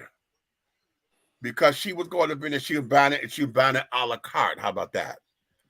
And the butcher told her, she said, I'm going to show you how to save money. She said, because you buy this by the pound. Okay? So if you get the whole slab, the whole half a cow, he said, I'm going to show you how you could get this and this and this and this and this and this and this and this and this and this and this and this out of this. Versus you buying it independently. Yeah. And that's how my mother started shopping. Okay. Because it gave us the surplus. Okay. To where now the freezer is full. To where when she couldn't cook it all or whatever, there was that we had the extra. This is where my cup overrunneth. Okay. Right. The overflow. We was able to give from the overflow because here my family is fed. Right. Okay. That's why I said once we get in that situation, I found it's a place here where you can take, say, like if I took my family, you know what I'm saying, and the pastor family, you know what I'm saying, you 3 of us go over there. We could split half a cow, and they'll cut everything the way you want. Exactly. And we'll be set. Right. 3 households will be set, and we'll be spending what we are spending one household. So people don't want to you got to look in the real. You got to think about it. By the time you get to the grocery store or any places called discount meats or anything like that, you got to pay for all that travel, the gas, right. the people. Right. So let's go to where like my wife always do. She be waving and pointing at the cows, talking about I'll be back to see you later. You know what I'm saying? When we ride through the country. Okay. If you can go where you see the big black Angus right there, and you walk up and be like, I want that one right there. Right. And by the time you walk to the other end and everything, you see them getting black Angus, walking them down through the end. Now you see him walk in happy and go lucky. Right. Okay. But by the time you get to that far end, that's about 3 blocks down. He coming through there. They done bust him up, and they cut him up into everything that you can check off on that paper. Exactly. And you go home just as happy with your 2 cases. See? And yeah, what you said, cases. Okay. Because now it became, wait a minute, did they close the meat market? No, Buck, no, I'm not talking about Eastern Market. Is the one over there on John R. and I want to say Canfield? Because it's like you're going up under a bridge when you go in through the bricks and carrying on, and you got all, yeah. I can't think of the name of that one. I tried to look it up, but it's not coming up. But I hope it ain't closed. Child, that's going to hurt my feelings. Oh, that will hurt my feelings. Oh, child, that will hurt my feelings if that damn thing is closed. Everything coming up talking about something. Child, no, they talking about 7 Mile and no, honey. I'm not talking about no damn Hazel Park. Where in the hell is the damn store? It's over there. It's in the Wayne State area.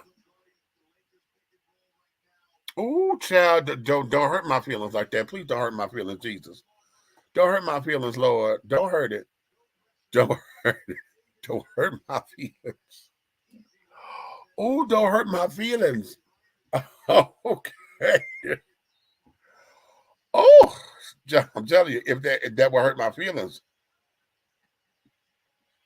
Was it the Piggly Wiggly? No, honey, nowhere near the Piggly Wiggly, honey. No, we didn't even have a Piggly Wiggly in Detroit that I knew of. Child, don't do that. That will hurt all of my feelings. Okay. No, it was down on John R. And I want to say Canfield.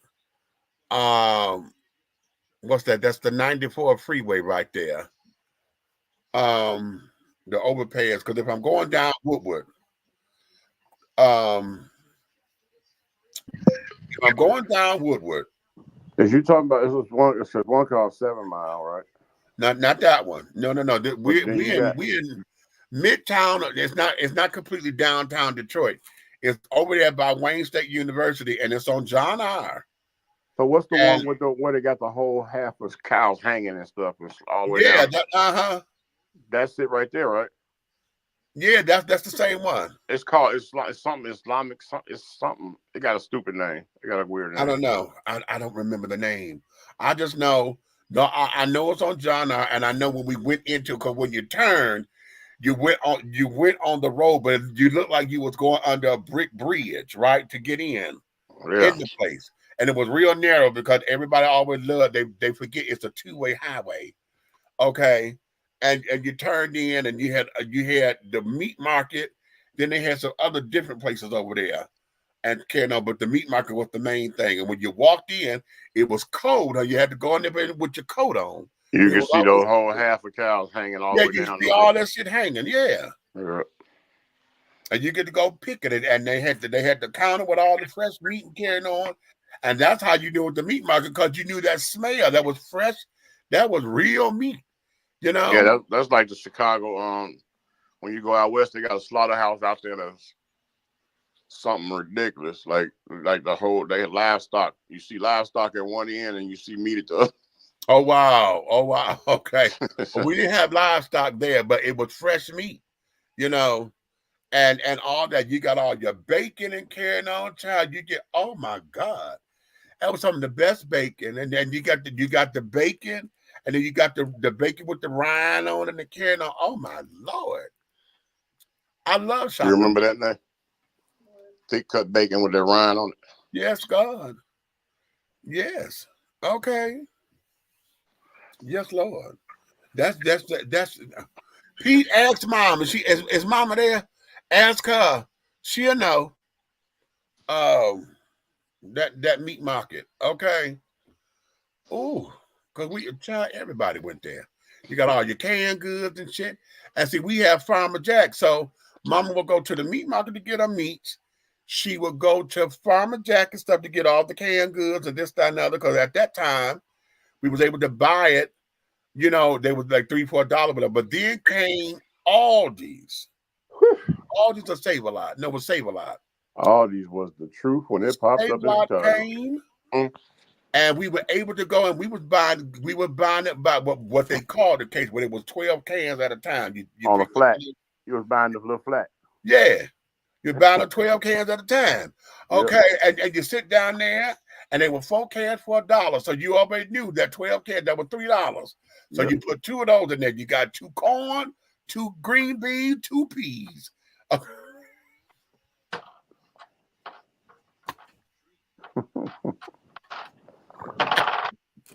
These kids will be confused on that growth, huh? They'll be like, what? Wait. I'm sorry. I just had a flashback. That's all. And I'm going up in there because I used to do this grocery shopping when Mama couldn't. Okay, now when I went to the meat market, I never got the half a cow or whatever like that, but I was able to buy in bulk because at that time we went and got the cases. Because you got the case of chicken wings and the 40-pound case of chicken wings. You got the case of chicken quarters. Okay. Oh, just in case you want to know, you enjoy this here, so I do got a plug on that when somebody trying to do a big cookouts or something. Okay, duly noted. The 40-pound cases of whatever. Lovely. We'll talk soon. Okay, real soon. Because I got to stock my freezer. But my children, honey. Mama said she don't remember. Okay. Lord.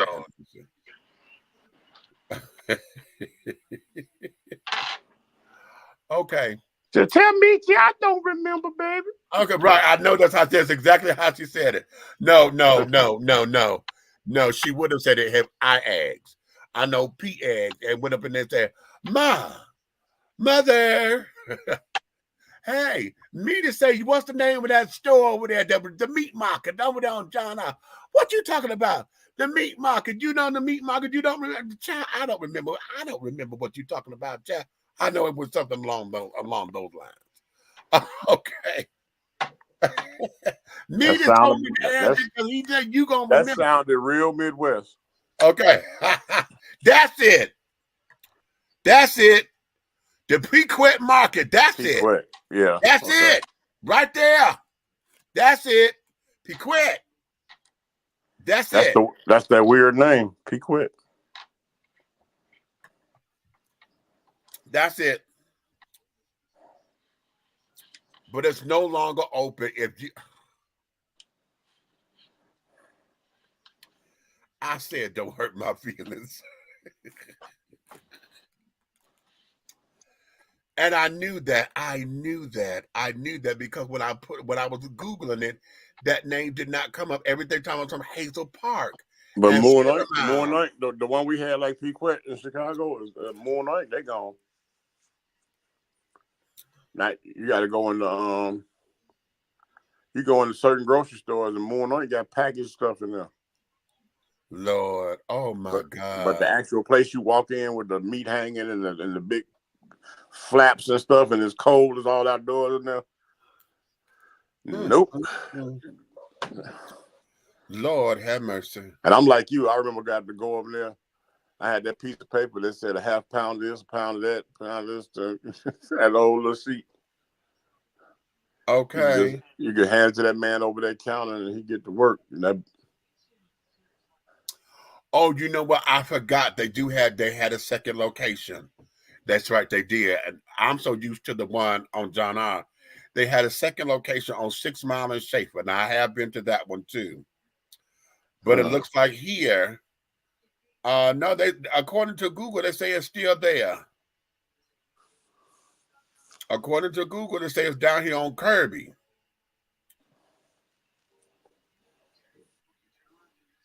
It's down on East Kirby. Okay. Well, sir, I am going to get in and get myself together because tomorrow's communion. Oh yeah, y'all got duties. Yeah. Okay. So that there is cute. Peace, love, and no hair grease. But I'm No, we use shea butter instead, honey. Hey, don't tell the secrets, man. Don't tell the secrets. He giving away the game. Okay. Okay. And Well, right, they did change the name because it's now Meatland now, formerly BISCUITS Market. Yeah. Meatland. Meatland, honey. Okay. That's a good name for a male strip club, isn't it? Okay, exactly. Huh? Go to Meatland. he said, and it went down just like you said. I knew it because I know how y'all talk. I know exactly how y'all talk, Chad. Pete, I don't remember. I don't remember. Meat market. What meat market? The one me to say is down over there on Johnson. Boy, I don't remember. I know exactly how y'all talk. Oh. But yes, okay. Now listen, I done set up here. We done been over a lot of this. What was this? Because I wanted to play this. Hold on. Oh no. Because we still there. Oh, let's have some fun before I go back into this. Let me break this up. Let me break it up just a little bit because I need to ask black folks. Black folks,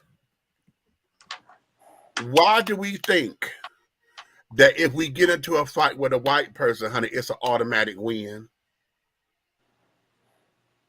Why do we go into it thinking that that's going to be an automatic win?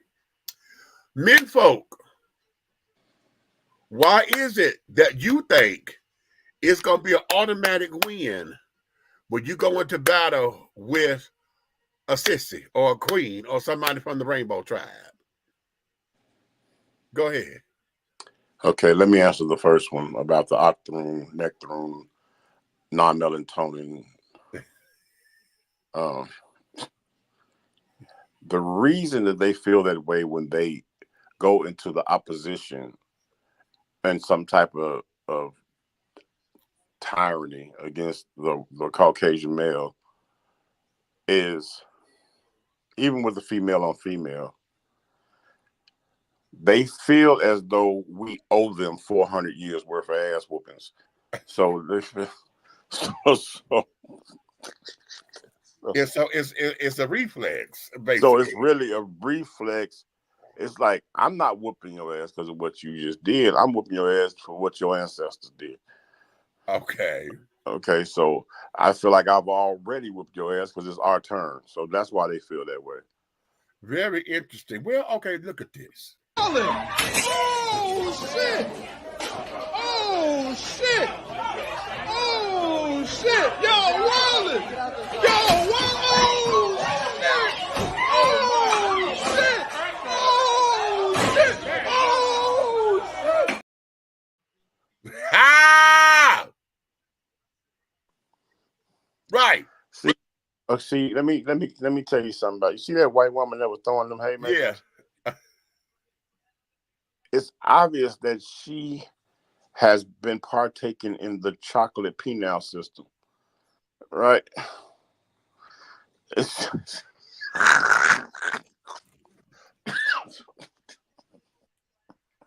I ain't fucking with you. You hear me? Oh no, you're not. Yeah. Oh no, sir. Oh no, sir. No, sir.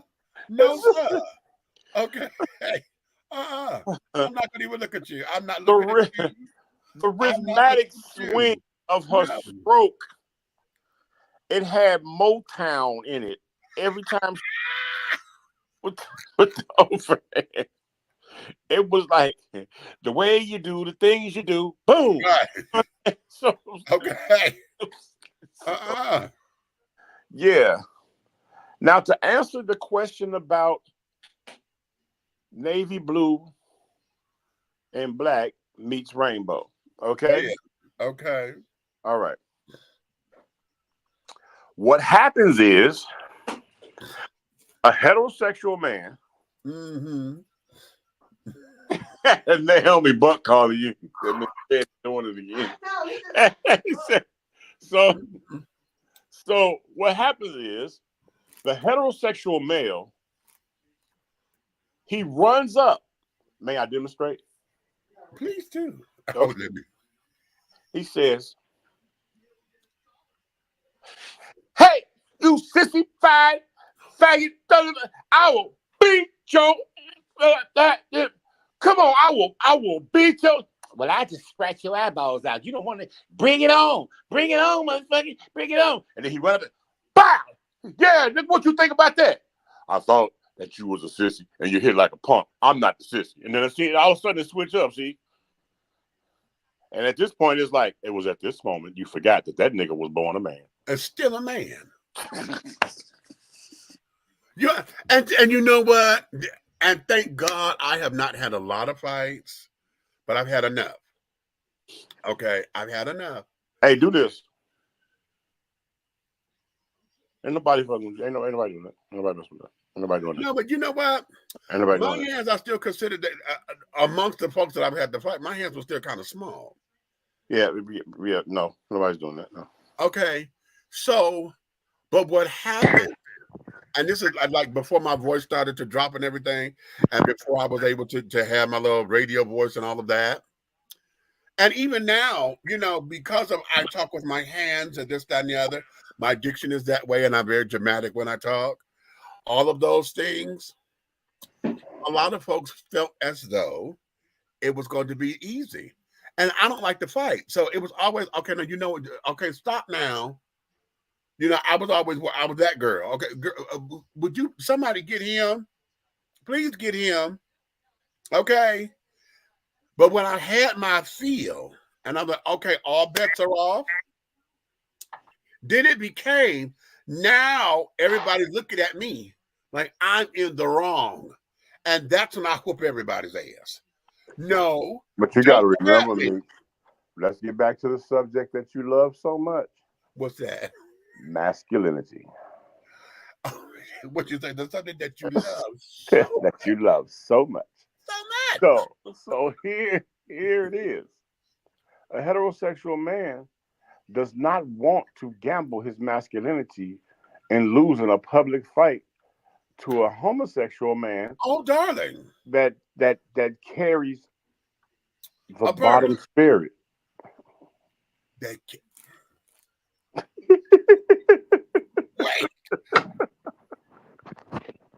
Wait.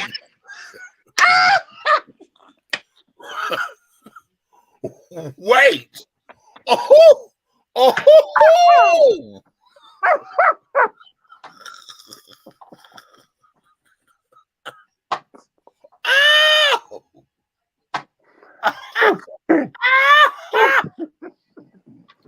Ow!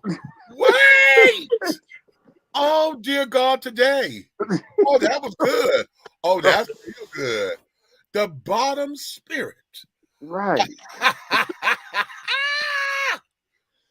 Yes, God, today. Oh, but sisters can't get down. You better understand. Okay, come on, Mr. Child. You better understand and tell the children. And let me tell you, after doing I did a lot of years of security at clubs, all types of clubs. You know what I'm saying? Even Rainbow Wednesdays. You know what I'm saying? Right. And they was the worst fights than the heterosexual nights. Of course. They was, because most of them that was screaming and doing pirouettes and busting splits and stuff all night long and screaming, hey girl. It went from, nigga, you don't want none of this. And you just get confused as security because you don't know whether to wrap them up and lay them down or jack them up or you don't know. You know what I'm saying? You don't know what to do. Like, you don't want to pull their hair because you don't know if it's a wig or it's a weave. So you don't know what to do. Listen, let me tell you something about that. We learned that, honey, from Miss Pam Grier. And that's another thing. Why y'all always trying to cut somebody's vanity? You know what? I'll give it to you just like this. I'll give it to you just like this, because it will never be said that you was not fucked with by me. If I destroy your vanity and your beauty, bitch, you will always remember who did it. Especially when I'm not fucking with you. That's evil. Yes. Yes. Let's see. All day. All day. All motherfucking day. And a pretty boy, a pretty motherfucker that love to talk shit. I think he is the shit. And especially when you done told him, please. Well, I'm gonna leave you with the question of the day, and I got to go. Okay. Don't you start. Wait a minute. Who do you think the toughest is? Uh-huh. The homosexual man or the heterosexual man? Because I've seen a heterosexual man cry when he get a paper cut in the wrong place and alcohol gets in it. Uh-huh. But I don't remember the last time that I seen a homosexual cry for taking it up the butt. So I'm gonna see y'all later. Y'all talk to you later and everything. So we practice, baby. Practice. Who's the real man? Exactly. Okay, well, yeah, y'all sit on that and I'll talk to y'all later. Thank you. We shall, honey, and enjoy it. Don't threaten me with no good time. Okay, do not. Bye. Matter of fact, let me make a phone call. Shit. Okay. Okay. What you say? And have done it. Now, you know what? Thankfully, praise the Lord, I have not. I've had my share of fights, but I have not had to, get to where we were going for the gusto like that. Now, we blackened eyes, I've broken fingers, I've bruised ribs, I've cracked ribs, and all that kind of stuff. But I never had to, although when I was in my day and carrying my clutch, back in the day, we used to have in the stores, they called them cheese slicers, and they were mini meat cleavers, right? The smaller meat cleaver they called cheese slicers. And I used to carry that. I kept that girl sharp. I used to carry her in my purse. Yes, I did. Yes, I did. Yes, I did. But praise the Lord, I never had to use it. I've never had to use it. And I'm grateful for that, because God was protecting me from any kind of jail time or whatever, because no. But see, I don't like all that ugliness. I never liked all that ugliness out of the club. And since we own this, let me get on us as the community. Gay folks, let me ask y'all this, because something just came across my feed on Twitter today. Was it Twitter or Facebook? No, Facebook. We got a club down here called Model T, and I've never been to it because, okay. And someone posted, okay, so I'm hearing that y'all fighting in Model T now too. So whatever done happened, this post came in earlier today, so I don't know when it happened. I haven't seen any video footage or whatever, but they're talking about the kid fighting. Now, just earlier, was it last weekend or the weekend before, there was a not a big brawl. It was a couple that got into a fight at Bulldogs. Now, I don't know what the fuck is going on with Bulldogs, but you listen, that's too small of a place for everybody to want to go up in here fighting and shit. And I don't know what happened. All I know was in this fight, the one guy was kicking this one guy's ass. Somebody came over and was trying to break it up, and the fighter said something to the guy. He threw his hands up and like, wait a minute. I said, okay, you know what? Where in the hell was security? Because somebody should have snatched his ass and threw his ass out the motherfucking door. See, I need to understand something. Why is it that we are in this whole thing that we feel as though we got everywhere we go, we got to fucking fight? What the hell is all this? I'm not getting it. I don't understand it. I don't give a fuck if you get mad at me about it. I don't understand. You young bitches, you young fucking bitches and punks that feel as though you got to prove a point out here because you got to fight every goddamn weekend. Listen, they don't want your black asses there in the first place. Now, we got very few black clubs, especially that's ours, to go to. Now, they don't open up this new thing. Y'all gonna go down here to the new club and fuck up. Then I'm told the High Museum. The High Museum. That's an art museum. They did some special thing, okay? And I was told that the answer was, my mentor said, listen, I heard that y'all got to fighting down at the High Museum too. I'm like, oh, wait a minute. Wait a minute. I know you fucking lying. That's not even a club. That was a special event. Okay? And y'all fighting. Okay?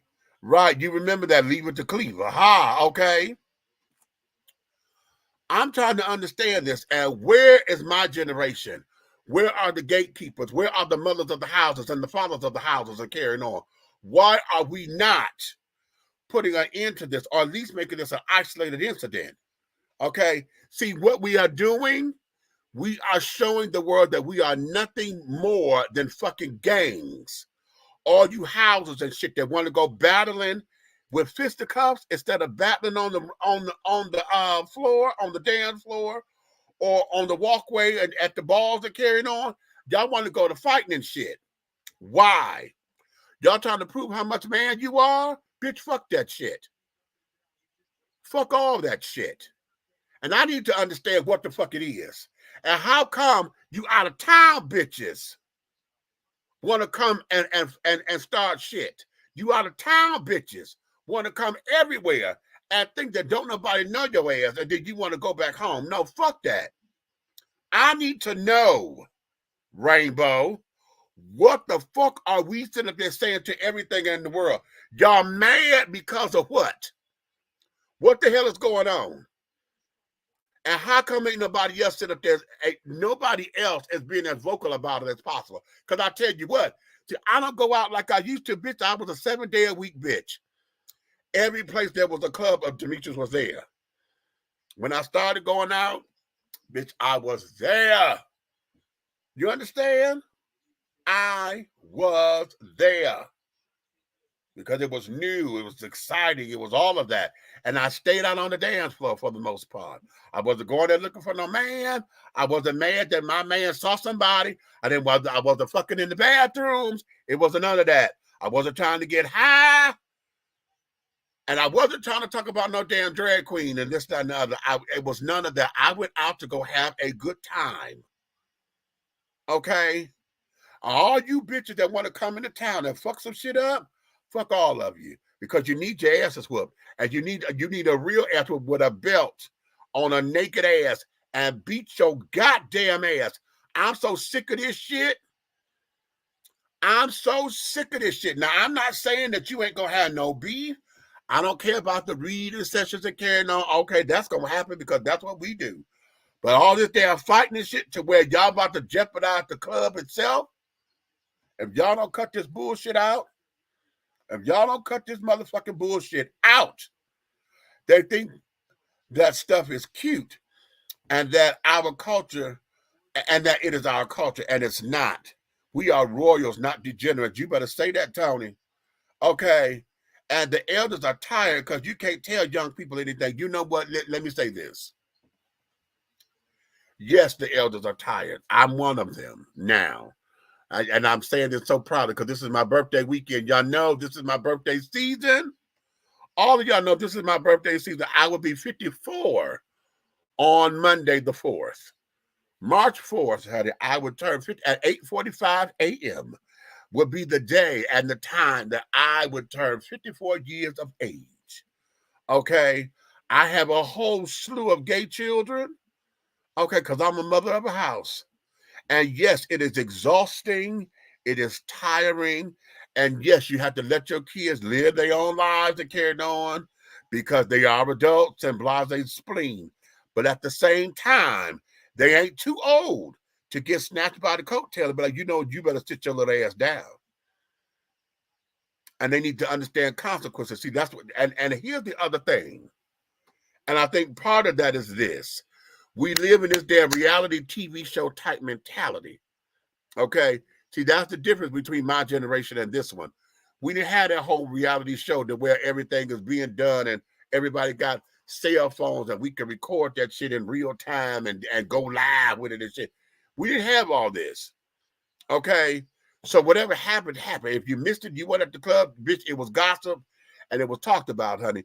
If the club got raided like it did, because the bitches had broken to the fur store and stole the furs like in Pose. They went and stole all the goddamn furs and went down to Tom Phillip Post and the police found their asses and came right there to the dance and put everybody on the floor. That didn't go on social media. We didn't have social media at that time. Okay, but now that we do, and everybody wants, see, we keep rewarding negative behavior. Y'all think that y'all gonna go viral. You can make a coin off of it. Okay, and this, that, and the third. See, that's the shit. Everybody go viral and shit and carrying on, and now you done became famous. I'm a real bitch. You can't fuck with me. That's bullshit. And we've got to stop allowing that to be. But y'all young kids got to do that. Because, see, listen, the clubs and stuff, this is y'all's time now. Because we don't understand this old fuck shit music that y'all call yourself dancing to. Y'all ain't dancing to no real music. No, y'all ain't. Y'all bouncing. Y'all don't even dance. Y'all bounce. You bounce and you sway. Y'all ain't dancing. That ain't dancing. Okay, y'all don't dance. Okay, and when you try to, everybody want to do it. Y'all twerking and booty popping. I ain't mad at that because we did that in our day. But y'all still ain't dancing. Okay, y'all ain't causing the stir, honey. Y'all ain't letting have like we did. Okay, but I guess y'all are in your own way. But that's how come I say this is y'all's time. Okay, us elders and the old fogies or whatever time, we got a certain time limit that we try to be in there before y'all get there. See, I'm at a point now to where I like to go to the club at happy hour time and be out before 9 o'clock because you young bitches come up in there. I don't want to be nobody's sugar daddy. I don't want to sit there. I don't have time for all that. I don't have time.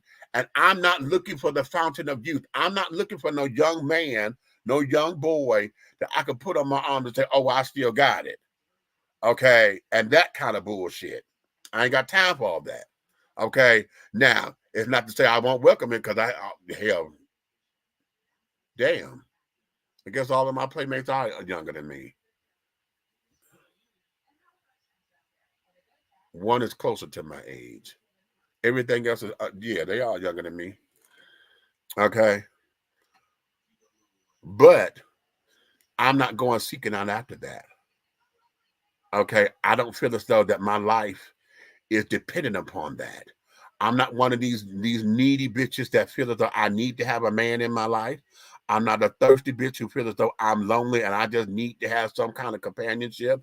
I'm not one of the ones who feels as though I missed out on something because I'm not dating right now or whatever.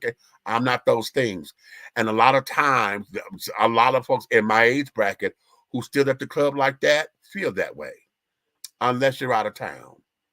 If you're out of town, you're trying to get into the club scene or whatever, trying to say, that's a whole different thing because you're trying to have a good time, to go to the club.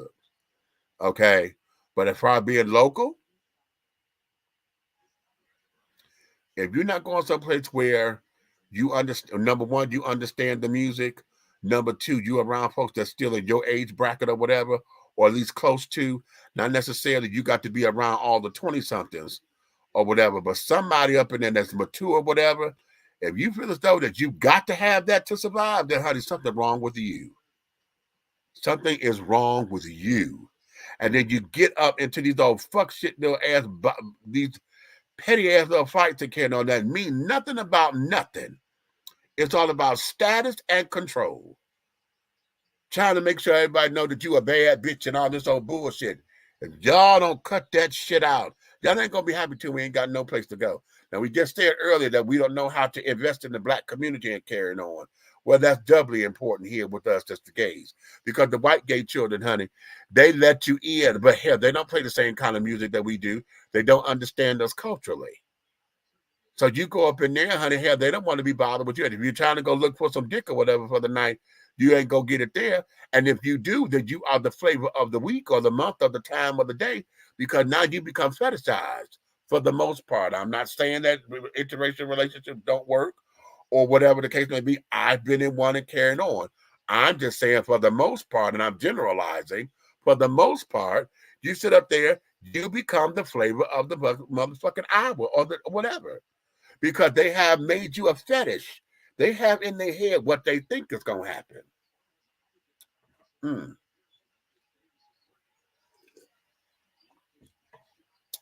That part.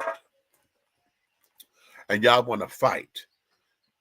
Y'all want to fight over my man looked at him, or my man said, Or bitch, why you looking at my man? You know he with me. Well, eyes don't no, bitch. I'm not gonna sit down here and act like I got to look at a wall because you and your man sitting right there. Bitch, if he's fine, he fine. And now out of respect, I'm gonna, hey, this you?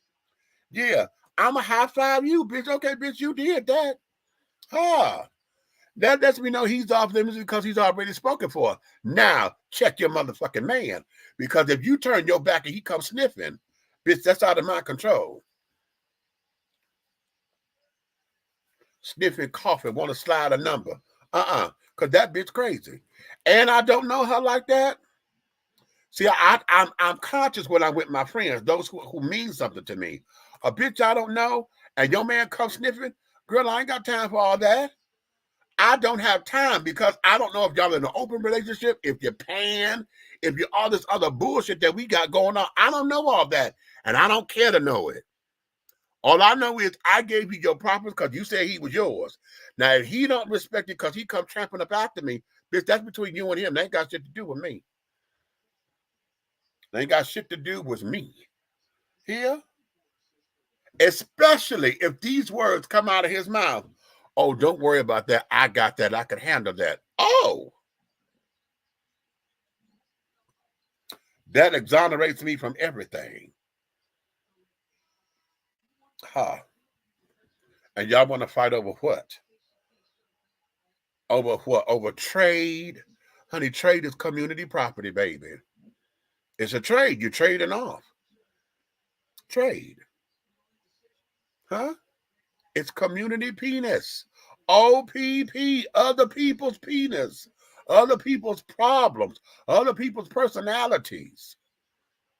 Huh? Yeah. And y'all bitch asses want to fight and do some stupid shit. For y'all to go home, you done fought in the club, you gonna fight with your man, and then y'all gonna go home and fuck it out. And as long as the dick and the ass is still good, you still in love to did, and that's still your man. The second that the sex changes, honey, now all of a sudden we got a problem. Bitch, stop. Stop. Please.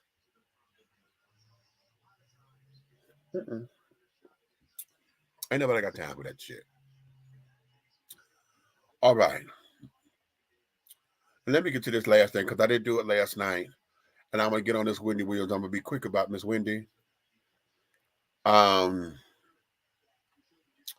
I'm sure all of y'all have talked about it before in your own little circles or whatever. And I just want to go online and on the record and say, listen,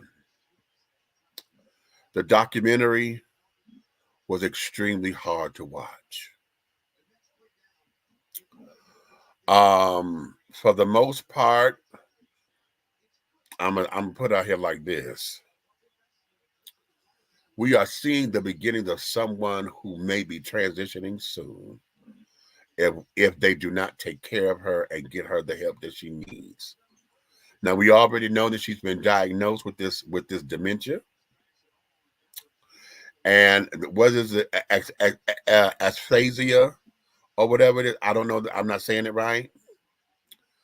But we already know that that's already debilitating.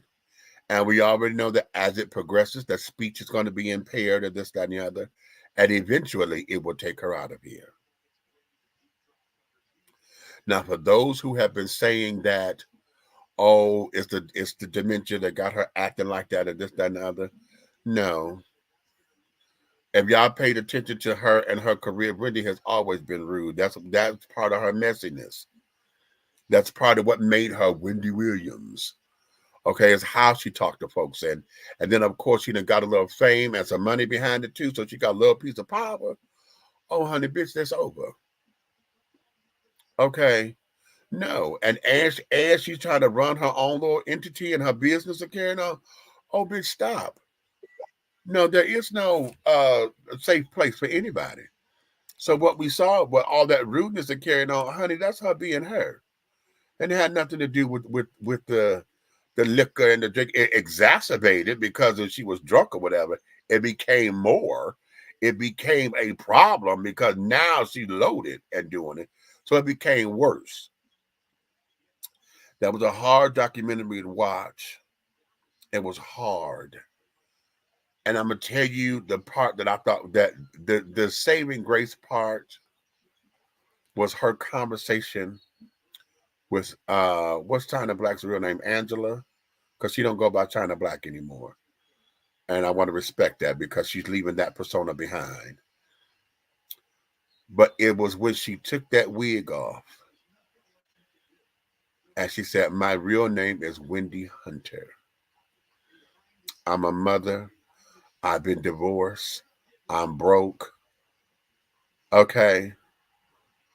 And all that whole thing there, that was the telltale sign of the entire thing. She's trying to find her identity all over again. Okay? And I'm going to say this out loud. Kevin Hunter Sr., no, let me do that the right way, because his name is Kelvin Hunter with an L, Kelvi, Kelvin Hunter Sr. Okay? Everything that you did to that woman, it's going to come back on you 100-fold. Because she broke. Wendy has not been right ever since she found out that that woman was pregnant. When she found out that that woman had become pregnant, Wendy was no longer Wendy that we knew. She was still doing the show. Remember, she got to telling us she was in a sober house and this, that, and other, because she broke. She broke. This was the love of her life. And to go through this kind of betrayal again, it wasn't the fact that he cheated, because remember, in her book, she talked about him cheating before. This time, a baby came out of it. And you took the bitch to a house that I bought, that was our home, and you fucked this bitch in my house. And she finna have your baby? You didn't care enough about me to put no condom on. You fucked this bitch raw in my house, and she fixing to have a baby by you. Everything.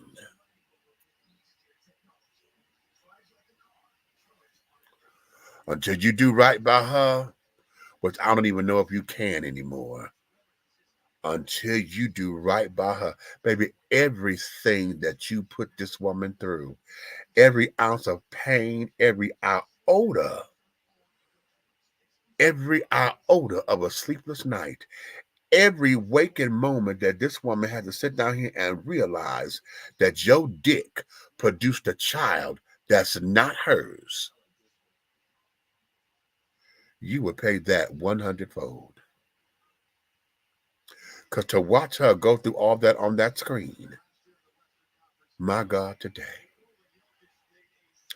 What we had when I was watching that, the first person that come to mind to me was Anna Nicole Smith.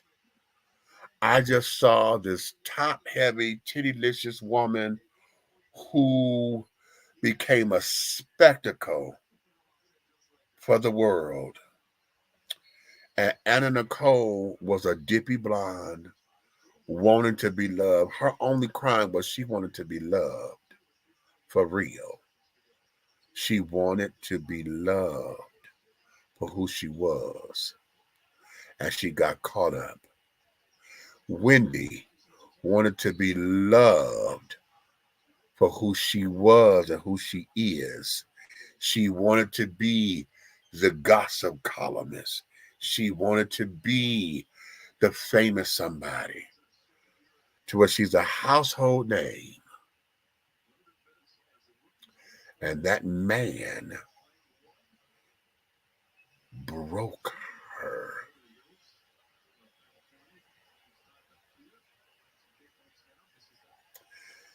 And so we have a cross of what I saw, a cross between Anna Nicole Smith and a fictional character named Norma Desmond. Now, I'm sure many of you all heard the line, "I'm ready for my close-up, Mr. Denis." Okay. If you're not familiar with the movie Sunset Boulevard, it's an old black and white movie. I encourage you to go watch it. Okay. I encourage you to go watch it. Because every time Wendy said, "I'm famous, I'm famous," you got the cameras on, and every time the cameras came on, she got, she was lights, camera, action. Her whole idea was trying to get back to her. We're going to do podcasts. She's trying to keep her fame together because, she's all about that. She's trying to keep her image because I'm famous. She said, "That's all I know how to do is be famous." And I said, Lord have mercy. She done become a real life Norma Desmond. That was very painful to watch. Now, they're saying that the producers of all that are saying that they regret it. They're claiming that if they had known about the dementia and all that kind of stuff, they would have never recorded. And I don't know if that's true. I believe they would have recorded. I don't know if it would have become this. They probably would have edited it better than what they did. But it would have been recorded. The guardianship and carrying on to where they got outside entities coming in. They're not letting the family care for her and care. That is ridiculous. That's ridiculous. It is said that now that since the documentary done aired, all of the people that was her team members, her manager, that bitch of a damn publicist, and everybody's gone. They're no longer working with her. Okay, they're no longer a part of her team. That was completely horrifying to watch. But it brings up wonderful questions. Because now, going back to what we said earlier about generational wealth and carrying on, what are we doing to protect it? How many of our celebrities are out there that does not have trust funds and this fund and that fund, able to put their money together to where I don't need a conservatorship to sit up there and take care of my bills and stuff like that? How many of us are in the right frame of mind to where we're able to have all of our business in place so that my child is not affected by it? How many of us are still dealing with life? Yes, y'all know my public persona, like Whitney Houston. You know what I am publicly, but you don't know what I'm going through personally. Okay? All of our greats, Michael, Prince, Luther, huh?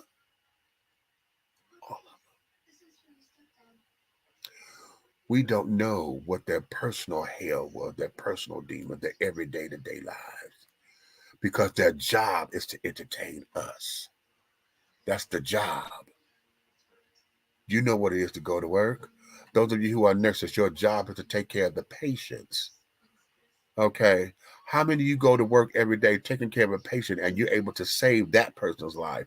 But your mom or your dad or your sister or your brother or your child or somebody died and your skill set wasn't what was needed to save that baby.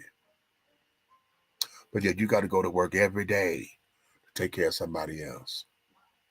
How many of y'all are housekeepers and you go to a hotel or you go to a job, an office building or whatever, you're able to clean up that house, clean up that hotel, clean up that job, but you go home and your house is a wreck because that's the job. How many of you are chefs? You could cook up wonderful dishes, cooking your ass off. But when you come home, honey, you don't feel like cooking, do you? Because you at home now. This is my personal, I cook for a living. Bitch, I'm not coming up in here to do no damn 5-course meal. Bitch, you better break out a damn, I got cold cuts in there, make a sandwich. Okay, we got canned goods up here, soup and sandwich. Okay?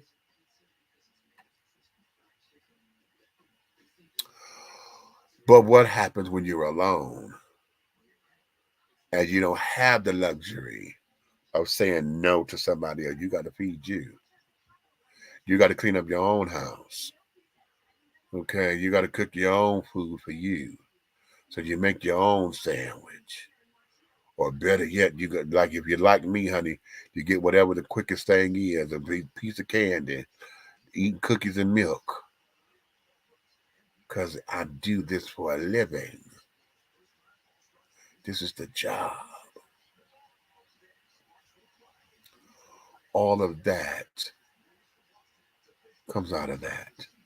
The way that her son is sitting up there saying, my mom, I'm scared for my mom. Okay?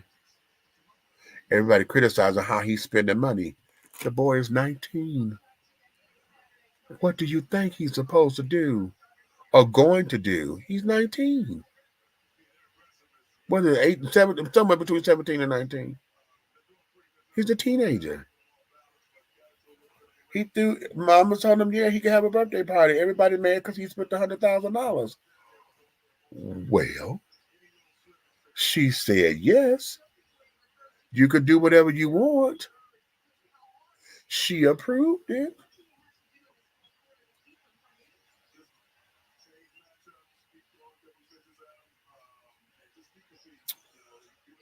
Prayers need to go up for Wendy Williams. And I don't pray like that anymore. I send up praise reports because I believe that it's when praises go up that blessings come down.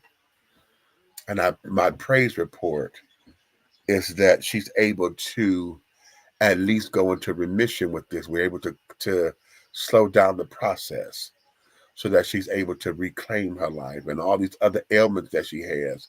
Because it was hard watching her, and I forget what the ailment is that causes her eyes to buck the way that they do. That was hard to watch. That was hard to watch. At one point in time, I'm looking at her. I'm like, did she have a breast reduction? Because, you know, she's so busy worried about her implants and carrying on. I'm looking at her. I'm like, well, where's her titties at? Because what happened? You know what I'm saying? That was hard. That was very, very, very, very hard to listen to her father. Now, this man has already put his wife in the grave, honey, her mother, and watching his daughter go through what she's going through, and he's feeling, well, I'm assuming he's feeling helpless and can't do anything to help her outside of be there for her and carry on. And then you got the government involved, and nobody from the family is around her and carrying on. Nobody. Y'all can get to love on her and carrying on. Mm-mm. Mm-mm. Some folks say they call it karma. That's not karma, honey. Not that.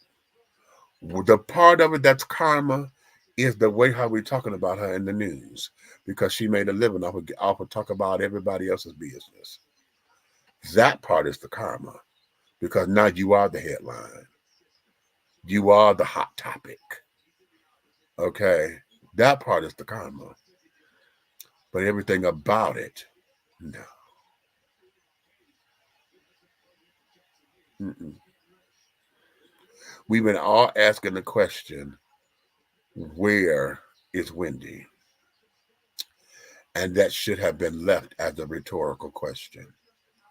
That there should have been something that we didn't need an answer to. That there should have been something that the gossip columnists, or like Patty Jackson, your auntie of pop culture, I love her. Okay, that should have been something that they could have leaked to them people. You know what I'm saying? We didn't need no visual on that. We didn't need a visual. That was so disheartening. But I think if anything is going to come out of it, we need to look at the message in it. We need to look at the message in it. Get your paperwork in order. Get your house in order. Make sure you got wheels. Make sure you got trusts. Make sure you have those things. Okay, power of attorney, this, that, and other. Make sure you have those things in place. And not as an afterthought. It has to be in place. And that includes me too. Because I don't have a trust. I got a will, but I don't have.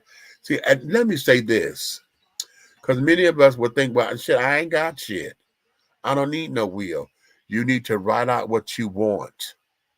Write it out. You don't just tell somebody. You write it out so that folks will know that you were in your right mind. You write it out, you sign, and you date it. You make sure folks know you were in your right mind so that they can carry out what you say you want.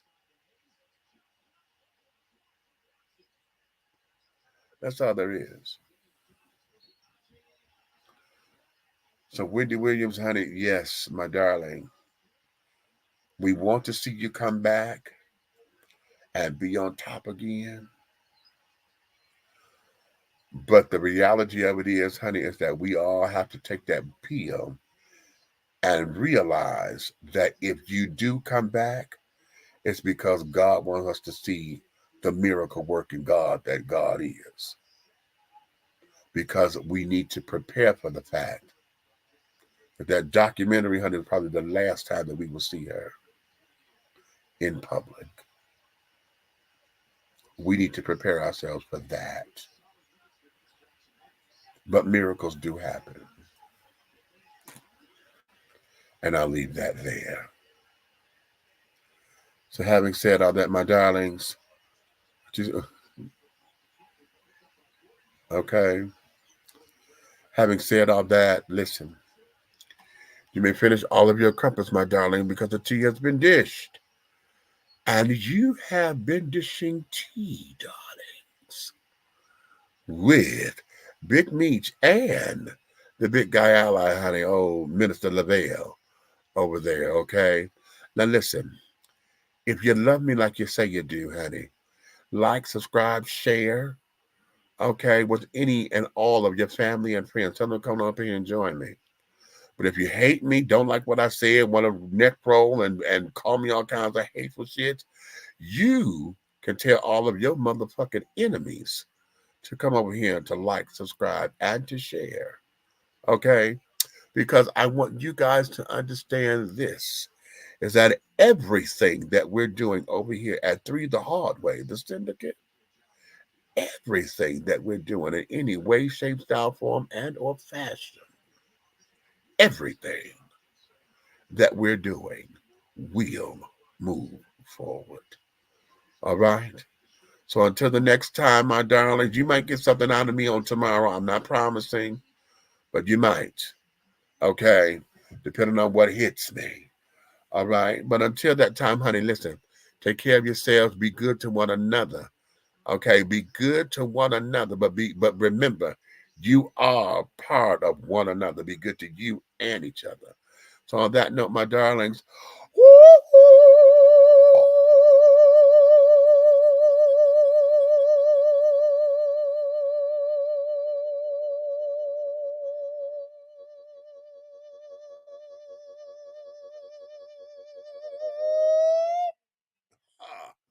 and scene.